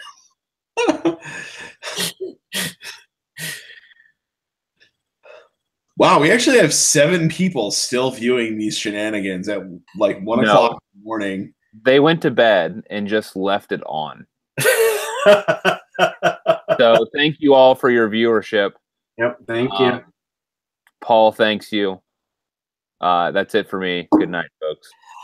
Yes, have a good night, everybody. We will perhaps Beard, I did that next week if our livers allow it and if our lives allow it. Yeah, it's been fun. It's been Nurgly. The grandfather has given us many gifts. Sure. I mean, the question is, do we do part 3 where we go into all of the other factions that can take Nurgle keywords and all of the allies? No, we'll let that be a surprise for folks. Yeah. We'll let that be a surprise for everybody that plays against Tom and the inevitable list that he'll build. It's true. I'm a little bit douchey. That may happen. All I'm saying is that I could literally see Tom build a list in a Nurgle allegiance that does not include a single model that is included in this book. That's not true, because I want the Harbinger. and Blight Kings are way undercosted now, so they're nuts. I would want them as well. How undercosted they are! It's crazy. Yeah. Again. Okay, I'm out. Later, folks. See you, Tom. See ya. Yep. All right, so that is all for this evening, folks. Yep. Been lots of Nurgly goodness. I'm gonna go rot in bed. That's what I'm gonna do too. Yeah. Get up tomorrow. May our wives forgive us. That all. We will see you all later. Or Friday. Oh.